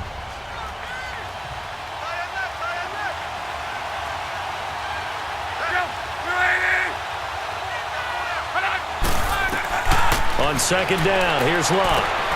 Over the middle, it's caught by Rodgers. And inside the 20 before he's brought down. The passing game for the Colts finding its stride, another 1st down. And defensively, they were in zone coverage there. Do you have to be a little careful? You're losing, playing against a good quarterback like he is, to not play too much zone? Yeah, you have to be careful about how much time you're giving up. I think it's a good point you just brought up. So maybe if you still want to play zone, you go to a zone blitz scheme. And you can drop anyone out of your defensive front. Defensive end, defensive tackle. It doesn't matter. You just exchange someone to bring more pressure towards the quarterback and still try and cover downfield. They'll run it now out of the gun. And that didn't fool anybody. He's going to be dropped to the backfield. It's a loss of 2 there, bringing up second down. Well, he had 2 sacks earlier. Now he has 4 total tackles for a loss after that play. Well, they obviously have to do a better job trying to block it. But short of that, you know what the quarterback has to do? Make sure he doesn't hand it to him when he's back there thinking he's one of his own guys. His quickness, his suddenness, his speed getting into the offense's backfield has been something else in this game. A rare misstep on that last play because the drive has been strong, but now it's 2nd and 12. They'll run it now out of the gun. And brought down, but not before they get it inside the 10 to the 7. A solid pickup of 13 sets him up 1st and goal. Partner, if you want more carries, I think we saw how you get him. Showed that he's got the fresh legs, and he picked up the 1st down on that run. Don't just ask for him. Show him that you're supposed to get the football.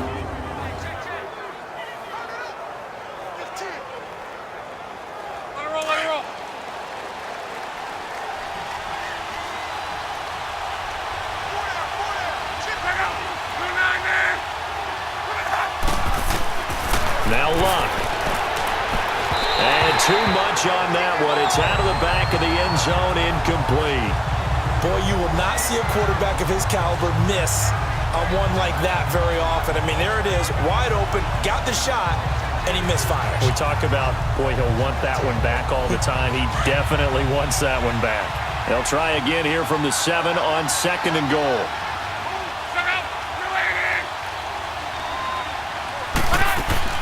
He'll get it up the middle. And he gets him a little bit closer. He takes it from the 6 inside the 5 to the 4. Defensively, I think they can smell a stop. Ball right around the 5 here, brings up 3rd. And I think what they've done is they put doubt in the minds of the offensive guys. What do we do? Because now you don't have a go-to play. Either side they pick, throwing it, running it, it won't be easy. Now Luck on 3rd and goal. And he'll get into the end zone. Touchdown, Indianapolis. Ryan Grant from 4 yards out.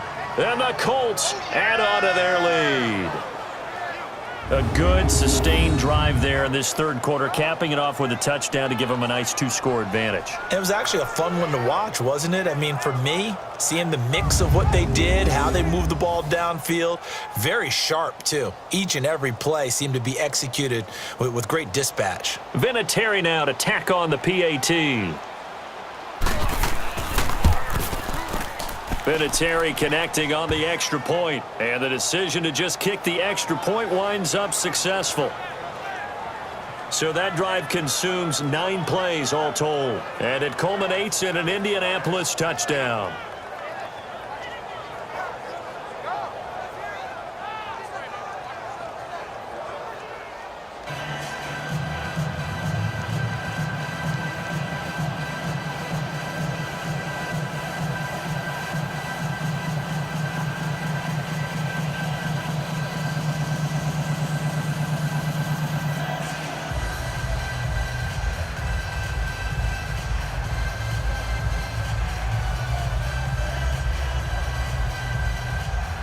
The kickoff team on the field now as they will send this one away. This fielded a few yards into the end zone. And no run back here. This will be a touchback, and it comes out to the 25-yard line. Here comes Kirk Cousins now to lead his offense back out there. And the passing game, I mean, look at the numbers. It's fallen off. When a team is struggling, sometimes you look at the quarterback. When the quarterback starts to struggle, who goes over and picks him up? Yeah, that's always a big one, isn't it? Usually, there's a quarterback whisperer somewhere. And what I mean by that is, whether it's an assistant coach, whether it's one of his best friends on the team, someone that can get in his ear, get with him and say, all right, my man, what do you need? What's going on here? So there's one person he can lean on. He's going to have to lean on that guy right now. And they will not get the connection there. It's incomplete.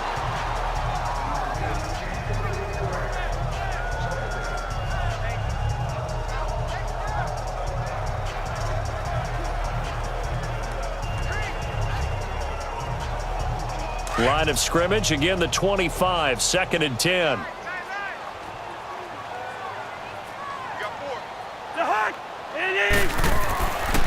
On the ground, it's Cook.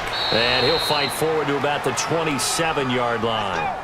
He only got a couple on that one, so not a ton of help. They'll have a 3rd and 8 forthcoming. Well, that's a good start to this drive on the defensive side of the ball. Force the incompletion on 1st down. Then you're able to shut down the running play on 2nd. Yeah, I wouldn't be surprised now. A little bit of pressure going at the quarterback in an expected passing situation. To throw, Cousins. And that is incomplete. I would dare say that these guys would have liked to have given their defense a little bit more rest since they gave up a touchdown their last time out. But alas, my man, that's not going to happen. Yep, they're going to have to grab those helmets, get right back out there. Here's Ryan Quigley now as he's on to punt for Minnesota.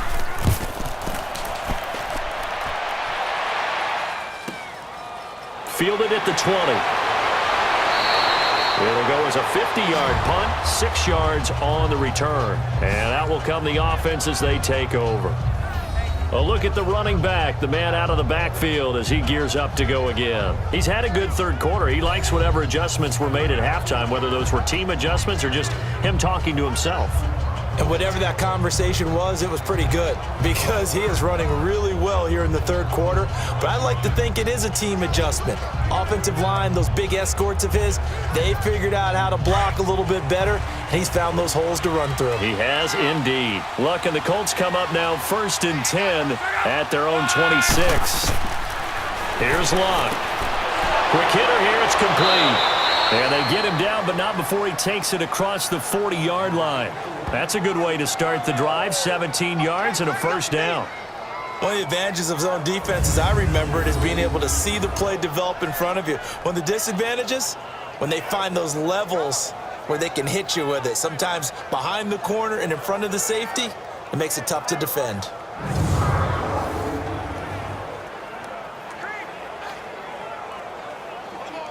One play has him up past the 40 already, and another 1st and 10.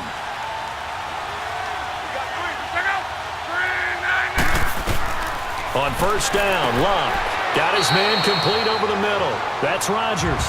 And he'll get it out a couple yards shy of midfield at the 48. A gain of 6 there on 1st. He decided to run a hitch route. It really helps to have a guy who can turn it loose.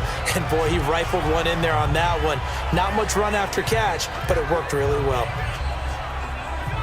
6 yards was the pickup on the last completion, so here's 2nd and 4.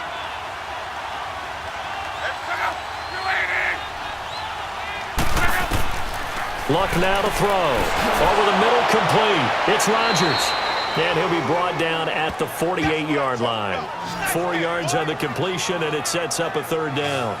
What terrifies defenses when they see slant routes thrown is that the receiver is on the move, and oftentimes he catches it and gets upfield. Does a really nice job rallying to him and stopping him for a minimal gain. The offense on 3rd down tonight, they've struggled to the tune of 2 for 8 so far. They're looking at 3rd and a few inches. Luck throwing again. And this is going to be incomplete. The veteran Terrence Newman on the coverage. This defense can use some more of these types of plays. How about him reading it, driving on the football, and he's right there for the pass breakup.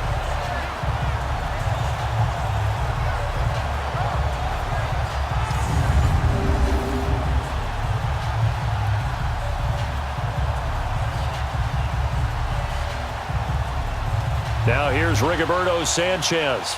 On, we think, to punt, though he's faked it earlier, but he was unsuccessful. And you see Dalvin Cook and the offense heading back out. After some early struggles running the ball, they've really picked it up. Early it just seemed like there were no holes there. Now all of a sudden the holes seem to be there. I don't know if that's just my imagination. And give them credit that they kept their confidence, because sometimes when you get stuffed big in the running game early, especially for an entire half, it really makes you retreat a little bit, but not this group. They always have the confidence. If they just get their assignments down, they get in sync with their runners, and off they went.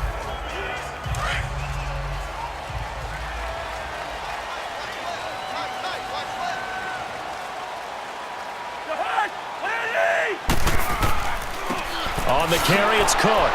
And he was very fortunate there to get out of his end zone. He maybe got back to the 2-yard line. Call it no gain on the play, and it'll be second down. Really shouldn't be a surprise. It's going to be hard to move people in this situation. You know they're going to bring the pressure defensively. Because I remember playing in these spots, and my coaches always say, don't be afraid to try and create a safety, too. They're going to bring pressure.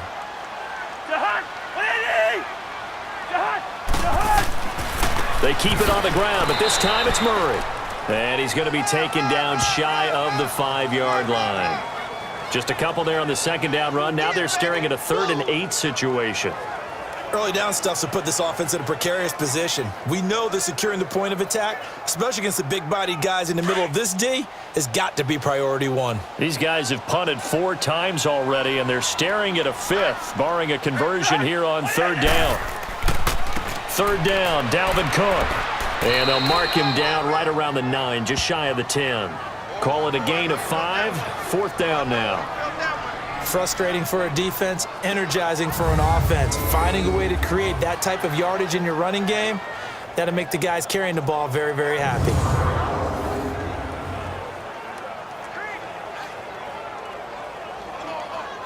Here's Ryan Quigley now, as he's on to punt for Minnesota. He's averaging just under 50 yards a punt as he gets this away. Taking it about the 36.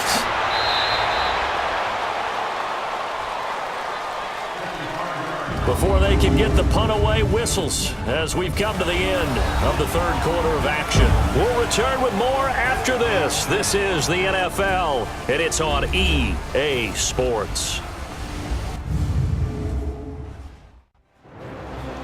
And we return, welcoming you back to Minneapolis as we are just about set to go here in quarter number 4.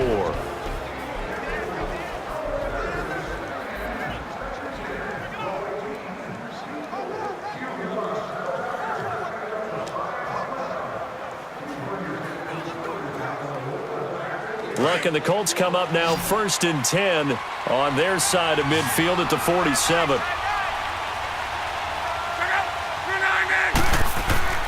They'll fake it. Now Locke. Flush to his right. A gain of 11 to kick off the drive, and it's a quick 1st down. How about that scramble by Andrew Luck? Sometimes we forget just how big, strong, and yes, fast Andrew Luck is. When he came out of college at the Combine, shocked everyone, ran a sub-4 840. And he grew up a big soccer guy over in Europe, so he knows how to use his feet. That he does, and I think it has helped his legs along the way as well.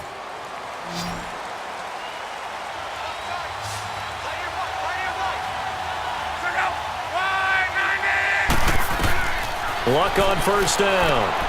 And he's going to find his man out of the backfield. That's complete. And here he'll be brought down a little shy of the 35 at the 36. It's a gain of 7, and it'll make it a 2nd down. Another nice pickup through the air, and I think a lot of people might expect him to run the ball in this situation, Brandon, but with this lead, they're electing to throw the football. Swings, slants, quick outs, things that they consider safe. Able to get 7 on that 1st down pass play. 2nd and 3.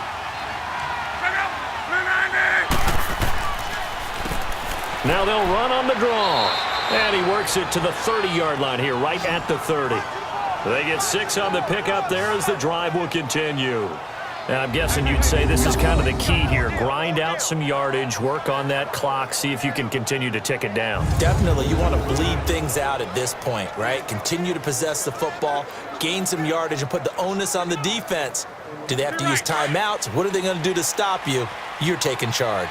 So 1st and 10 now from the 30. Running game working. They'll stick with it on 1st down.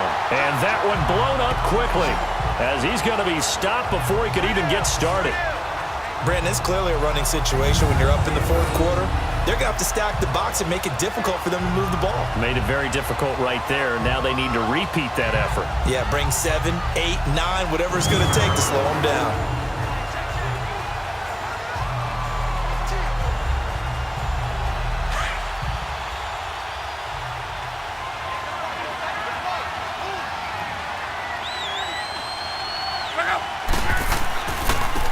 And they'll go with the ground attack here. 5 yards will get them back to the original line of scrimmage, but now they're looking at 3rd and 10. Bottom line, they want to keep this clock rolling, so they'll take that one right there. They just want to keep falling forward, and they want to put the onus on the big fellas up front in order to bring this one home.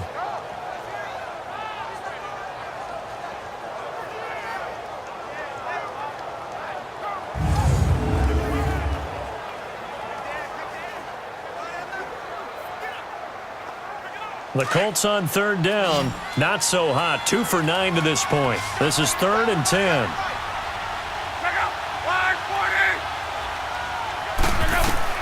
Back to throw. Love. Now they go screen. It's complete. And he'll be a couple yards shy of the red zone here at the 22-yard line. 8 yards on the screen there. Not enough. And it'll be 4th down. For a second there, I thought that might break big. Screen pass. Looked like it was coming together. Looked like there was an opening. Still, ended up with a solid game. Vinatieri now on to try the field goal for the Colts. It's a 39-yard attempt, right hash.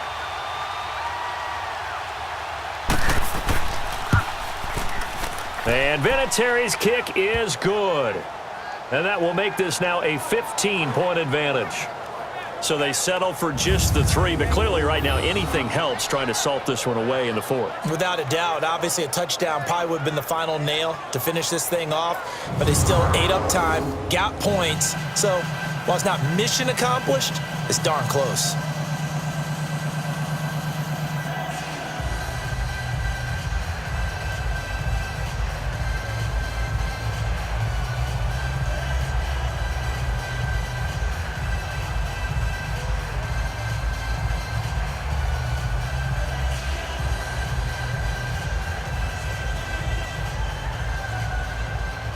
Set now to kick this one away, and off it goes.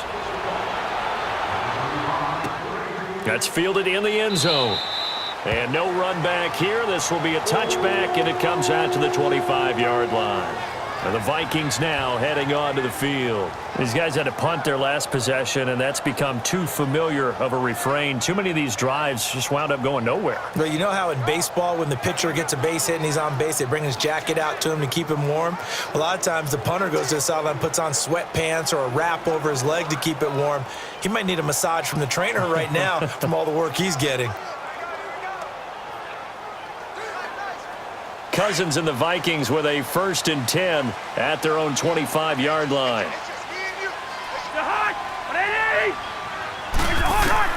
On 1st and 10, Cousins. And that's going to be incomplete.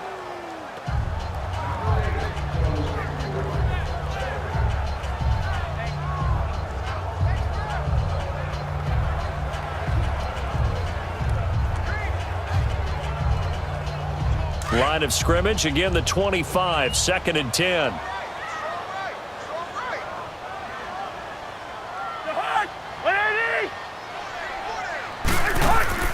On 2nd down, Cook. And he powers his way up past the 30. They get 6 here after the incompletion, and it'll leave them with a 3rd and 4. And there's a run to be happy with. Good, solid yardage. He'll take that anytime you hand the ball to a back.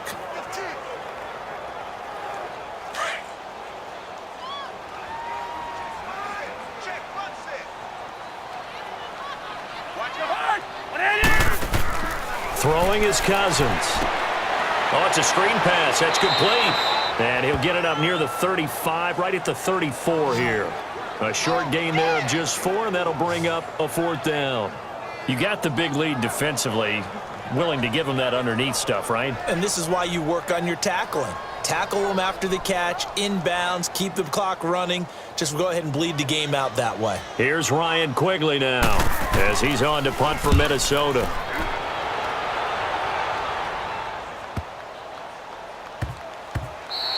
Yeah, he was looking for the checkup bounce, didn't get it. That scoots all the way into the end zone now for a touchback. And now Indianapolis set to take the field. And they split the uprights last time for 3. They've got the lead. They're not going to play this conservative. They're not hoping for another field goal. They're hoping for a touchdown. I'm with you on that one. I like where your head is. I like the way you're thinking because you're exactly right. Trying to sit on a lead and play that way, that doesn't work too well for most teams. Run your offense. Yep. Run what Put you your do foot best. on the gas. Exactly. Put it all the way down and try to increase your lead in a big way. And the best way to do it, touchdowns. Now it's Luck. Escaping the pressure right. And he's able to get up here to the 26. The improv on the scramble there gets him 6, and it'll be 2nd down. Now, that was not a bad scramble there on 1st down. He didn't force it, nor did he throw it away. He was able to take off, and now he made it a very manageable 2nd and short. From the 26, they'll line up on 2nd and 4.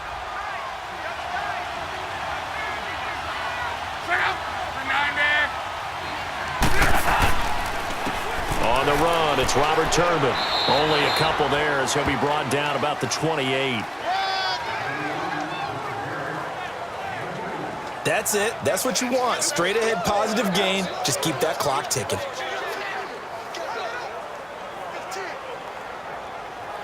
The Colts on 3rd down. Just a 20% success rate at 2 of 10. This time they face a 3rd and 2.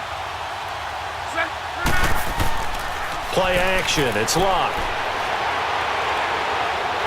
Pressure coming from the Vikings, and they get there and bring him down. Everson Griffin able to disrupt yet another pass play. His 3rd sack of the afternoon. Brandon, more often than not, you'd say they've had his number, and we can count them up so far. 1, 2, 3, 4 sacks given up. But guess what? He's still been able to make some plays, and right now they have a lead.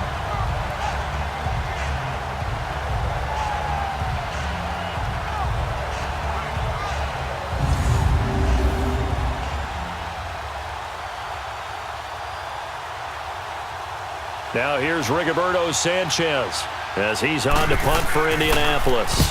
46 on his first kick. This one in that neighborhood as well. Fielded at about the 28. Great blocking on the return. It springs him for 25. And the Vikings, they'll be set up well as they take over in great field position. 1st and 10.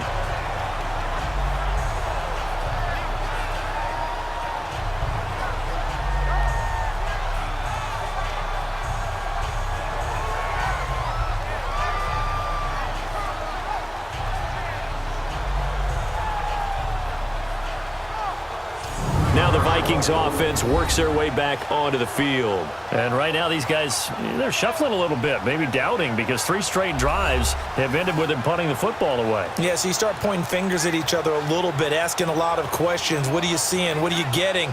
Maybe trying to narrow down your playbook a little bit and maybe get simpler rather than more complex in order to try and fashion together a drive.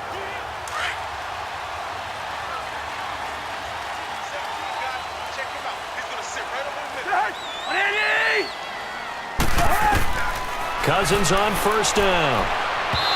Throwing over the middle, but it's incomplete. He was looking for Adam Thielen there, and that'll bring up 2nd down. One thing I have learned, receivers don't mind high throws so much to the sideline, but do that over the middle to them, and not only are the DBs going to throw a little verbal trash their way, when they get back to the huddle, they're going to have a few words to say to their QB, aren't they? Yeah, hung out to dry a little bit there on the high throw. Luckily fell incomplete. A 2nd down throw for Cousins. And he'll find Thielen on the right side. They'll wind up losing a full 10 yards on the play. And they're going to be staring at a 3rd and long here. I really don't know where to go with this one. He caught the pass, but in the opposite direction towards his own end zone. That's not one you get every game. Well, that last completion certainly not what they were hoping for, as now they'll try to convert on 3rd.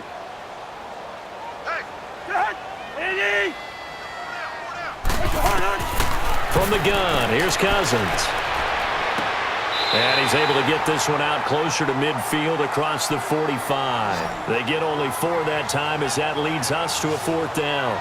He got out of bounds. That's a good thing, but still short of the first. And now, since this brings up fourth down, the defensive play caller, grab your nerves, because now you don't want to be so amped up that you give them a first down by getting out of your lanes, but you also don't want to just lay back and let them have it easily. Averaging over 50 yards a punt so far as this one's away. Here comes the Colts offense now as they make their way onto the field. And on the last go-around, they really couldn't get anything going. They had to punt from deep inside their own territory, which means you're going to lose the field position battle as a general rule. What they're looking for now is a little more consistency, move the ball at least a few times on offense, get a couple of first downs, and hopefully flip the field. Yeah, just something to build off of. That's what they're looking for here. Luck and the Colts come up now 1st and 10 at their own 28-yard line. And they'll try the ground game here with the running back. And he'll be brought down shy of the 40 at the 38-yard line. Give him 10 yards on the pickup, and that'll bring up a second and just about a few inches here. Well, Brandon, pace comes into play now because they've got the advantage. They've got the football, but they've got to be very careful about what speed they're going to play. You know, my music teacher back in New Paltz, Mrs. Bythema Bagley, used to say, don't go prestissimo when you really want to go largo. And what she meant by that is don't go too fast when you really want to go at a nice, slow, deliberate pace. I am speechless. I am without speech. And on the ground they go with the running back. And he is going to be stopped cold behind the line of scrimmage. That'll be a loss of a yard, and it leads to a 3rd down. Now that's a nice play. Got me fired up, partner. But can they do it back-to-back plays? All the training that you go through as a defense for these situations, when you have to get the ball back, everything you go through, holding up the runner, raking at the football, getting to the passer, knocking it out of his hands, whatever way, they have to get the ball back. Now can they stand tall again for a huge 4th quarter stop?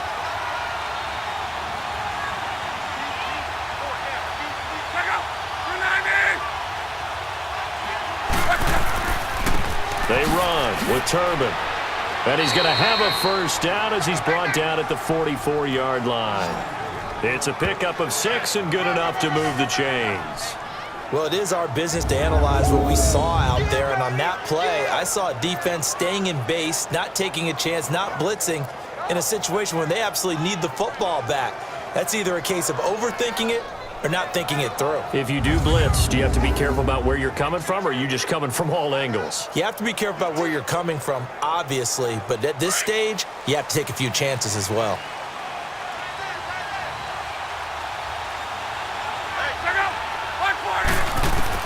On first down, it's Luck. And intercepted. Maybe the turning point they need. Picked up by Mike Hughes.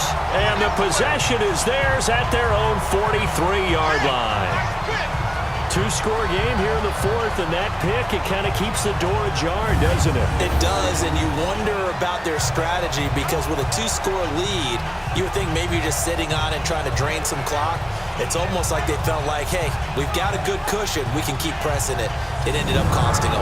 And now out comes Minnesota. And with this deficit, you can't have too many more drives like the last drive where you had to punt it away. You know what I would tell my offense right here? The punter doesn't exist, guys. He doesn't even exist. He's not a team anymore. I just cut him, all right? So you've got to go out and create some offense for us here and give us some points. No way does that guy get on the field on this drive. Poor punter. Yeah, it wasn't his fault. But, hey, listen, there's got to be casualties at times. We're trying to win a game. Cousins and the Vikings with a 1st and 10 at their own 43.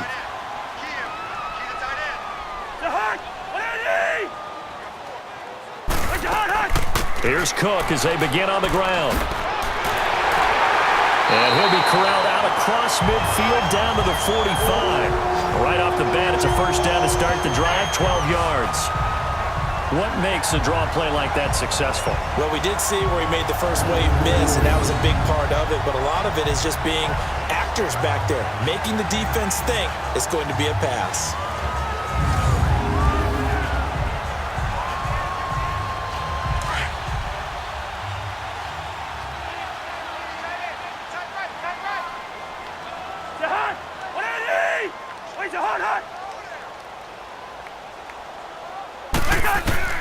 First down. Here's Cousins. He'll find Thielen working the middle. And he'll get it down here to the 43. Give him a couple on the catch. It's 2nd and 8.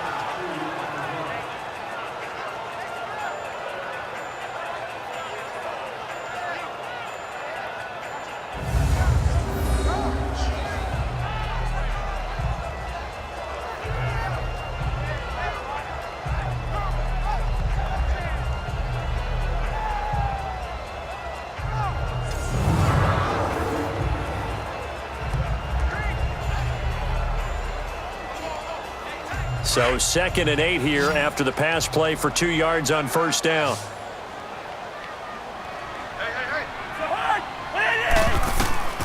Cousins.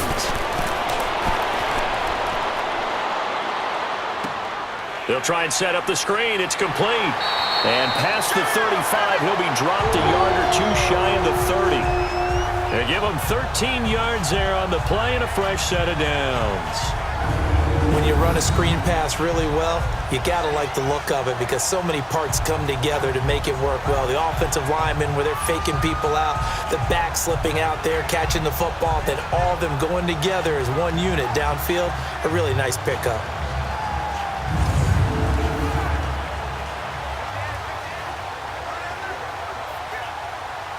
So signs of life in what's been a dormant offense in this second half. Here's 1st and 10.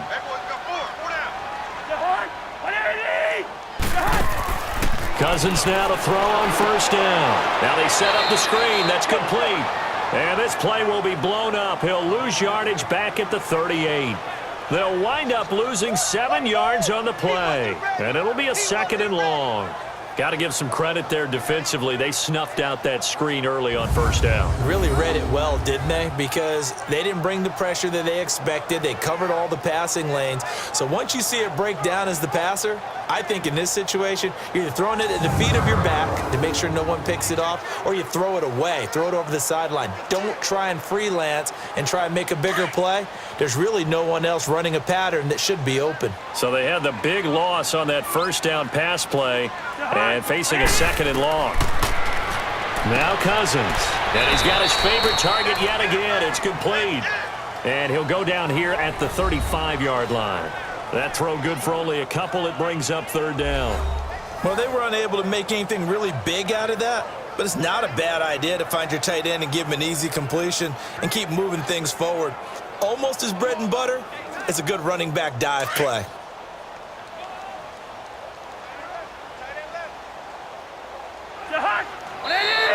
Now we've got movement up front, and I think this is going to be on Minnesota. False start, offense. So that one will be accepted.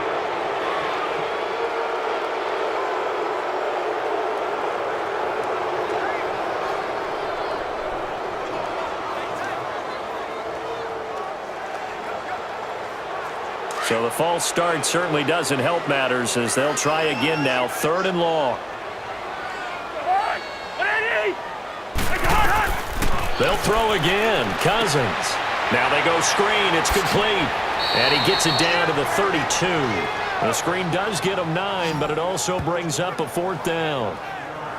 Well, that's certainly playing down and distance very well by the defense, isn't it? Take whatever you want underneath by all means.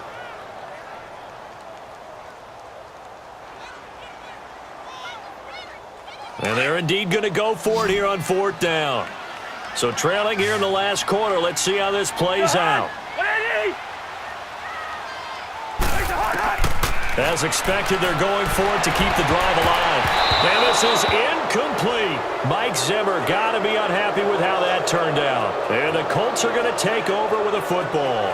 So they really needed points here in a 2-score game. Could not come away with anything there on 4th. And while we know they're a little bit discouraged here, they can't check out of this game. You and I have called a good number of games over the course of our career where we've seen these types of situations. Teams get the ball back, and that miracle does occur. So they can't let that dream go just yet. They have to get stout on defense here. Yeah, right now really hoping for a turnover.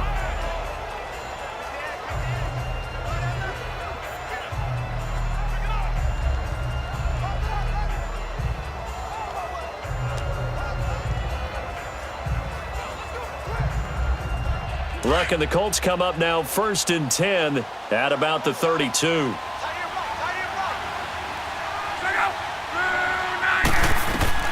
Trying to shake off the interception from the last drive. He'll look to throw.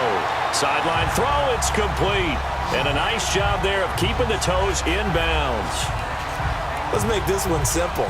What a catch, especially the finishing part of getting his feet in bounds, toe tapping, and of course, foot dragging. Little tapestry, if you will. Oh, I like it. 2nd and 5 after the 5-yard completion on 1st down.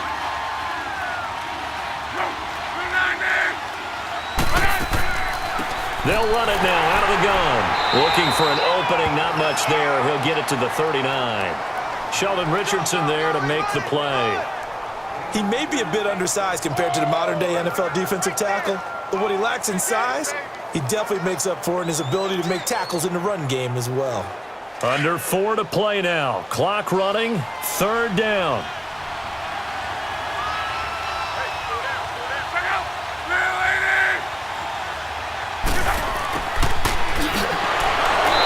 Reinforcements come in as they're going to stop him behind the line. Losing 2 yards that time, and now it's 4th down. I like the idea to mix it up from time to time because, let's face it, you can't be predictable. But the execution was a little lacking on this one, right? They might want to go back to the drawing board with that call.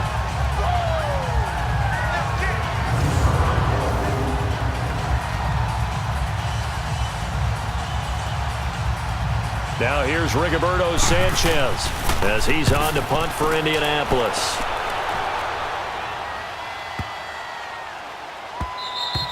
And that one hits a little too close to the goal line, and it continues into the end zone for a touchback. And some time here to focus on Kyle Rudolph as he heads back out there. And partner the defense, they were keyed in on him early, but his talent shining through as of late. I like what you said about keyed in because it all started in their first meeting of game planning for this game, where they went over things with their team and said, all right, this is the guy we have to take out of the game.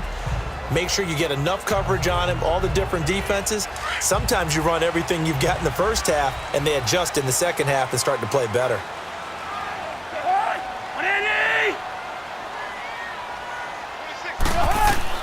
A 1st down throw for Cousins. Powerful running, flushed out right. And now look at this, big gain but a fumble. And I believe the Colts have recovered. Yes, they have.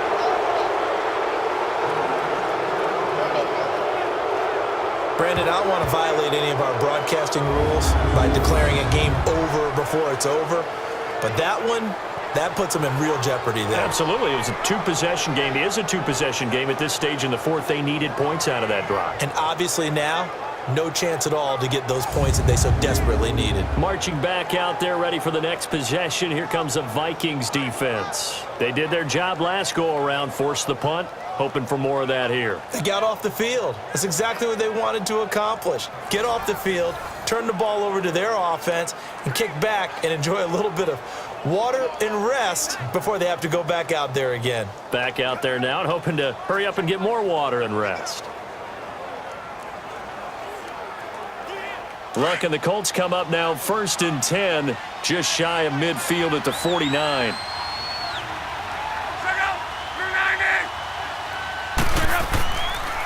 And they'll go on the ground. And he's got it across the midfield stripe and into Viking territory. Terrence Newman making the tackle. Got to figure now, after getting that turnover, they're just going to be happy to keep the ball on the ground, right? This is where covering the football, taking care of the ball, all the ball security terms that have ever been used, they come into play for the guys on offense right now. Just take care of it, and they've got a good chance of ending up winning this game. They'll run it now out of the gun. And he'll get this down only to about the 46. Anthony Barr in on the tackle. Like any team, they would have loved to have had more yards on that run, but it looks like they just want to get to the 2-minute warning and see what they want to do after that. Now this is a big 3rd down, and you'd have to think we'd see a timeout right away if they can't stop them here. Time for a break. We'll come back to wrap this one up after this.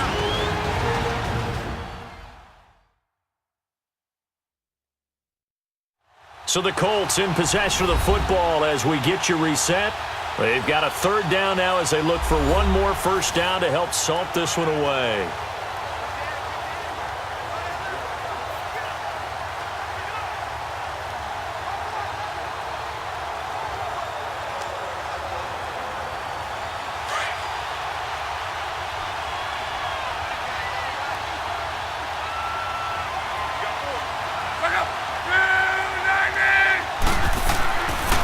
And they'll go ground game here with a tailback. And this time he's able to take it down to the 42. And now we'll see a timeout used on defense as they stop it right out of the break with 1:57 to go in the ballgame.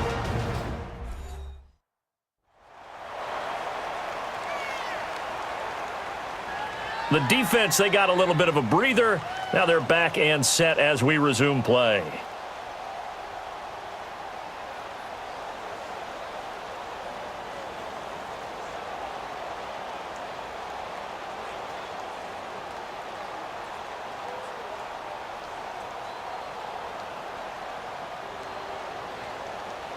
And with things looking pretty good on the scoreboard, they're going to keep the offense out there and go for it here on fourth. They snap it to Locke. And he's got Rodgers. And now with 1:52 to go, we get another pause in the action. A timeout here defensively.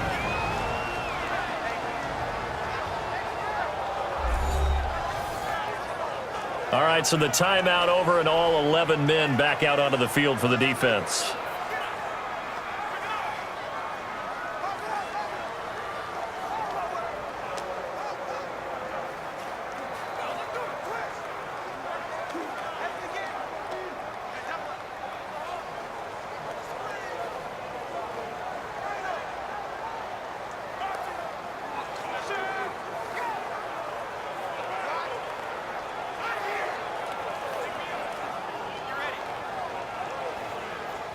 And not totally home free yet, but it's looking good as they come up 1st and 10.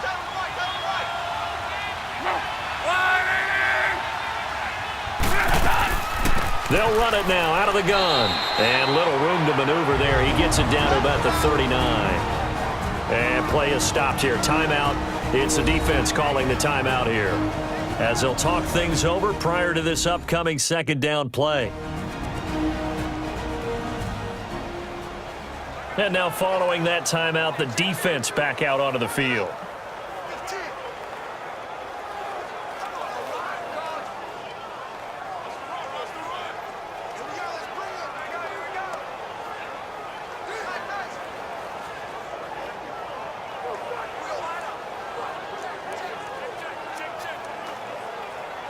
So 2nd and 9, and you'd have to figure just about all 11 probably crashing the line here.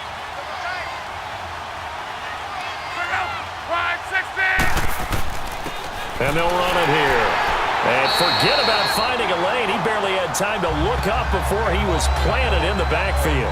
It'll go as a loss of a yard, and it'll set up 3rd down. So, Brandon, when this offense gathers together to watch tape for this game, they're going to be feeling pretty good about themselves until the coaches get upset about the play we just saw. But you know their defense is going to be, but we put up big points all game long. The defense is going to win one every now and then.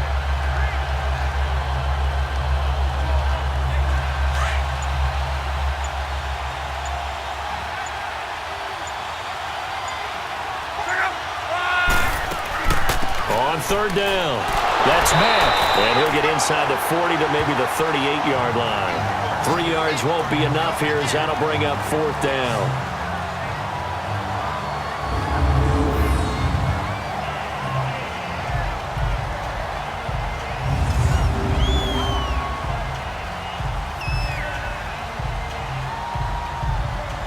So out comes the field goal team now for the 2nd time here today. This to make it a 3-score game late.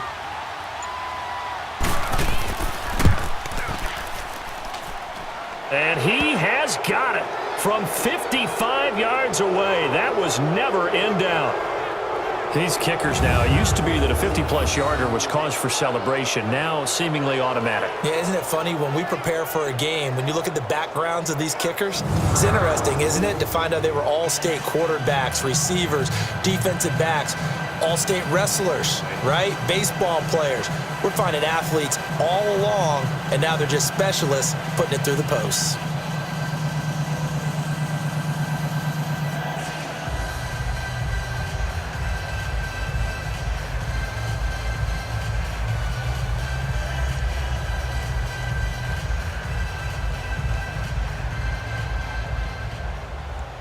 Out is the kickoff unit as they run up and send this one away. That's fielded in the end zone. And no run back here. This will be a touchback, and it comes out to the 25-yard line. Now the Vikings offense gets set to take over here. They're down big here late. I don't know. You just one last drive here for pride? Some people like to do that. I remember playing for a guy once. We were down huge, and someone said, "Coach, what do you want to call?" He just waved a hand like, who cares? Let's get out of here and do something some other time. But some teams like to do something at the end to feel a little bit better as they continue to move forward. Yeah, probably just want to put this one behind them.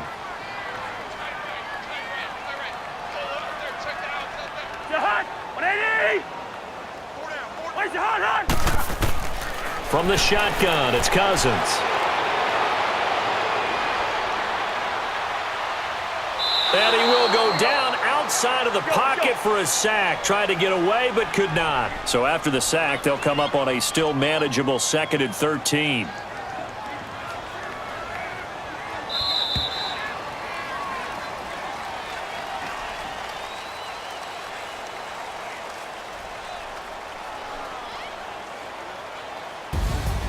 A big offensive explosion helped leading them to victory. And the defensive guys, they're just saying, hey, put those points up every week. We'll just keep winning. They will gratefully accept them, won't they? It makes their job that much easier when they're scoring that many points. Allows them to play with a totally different style and a different flow.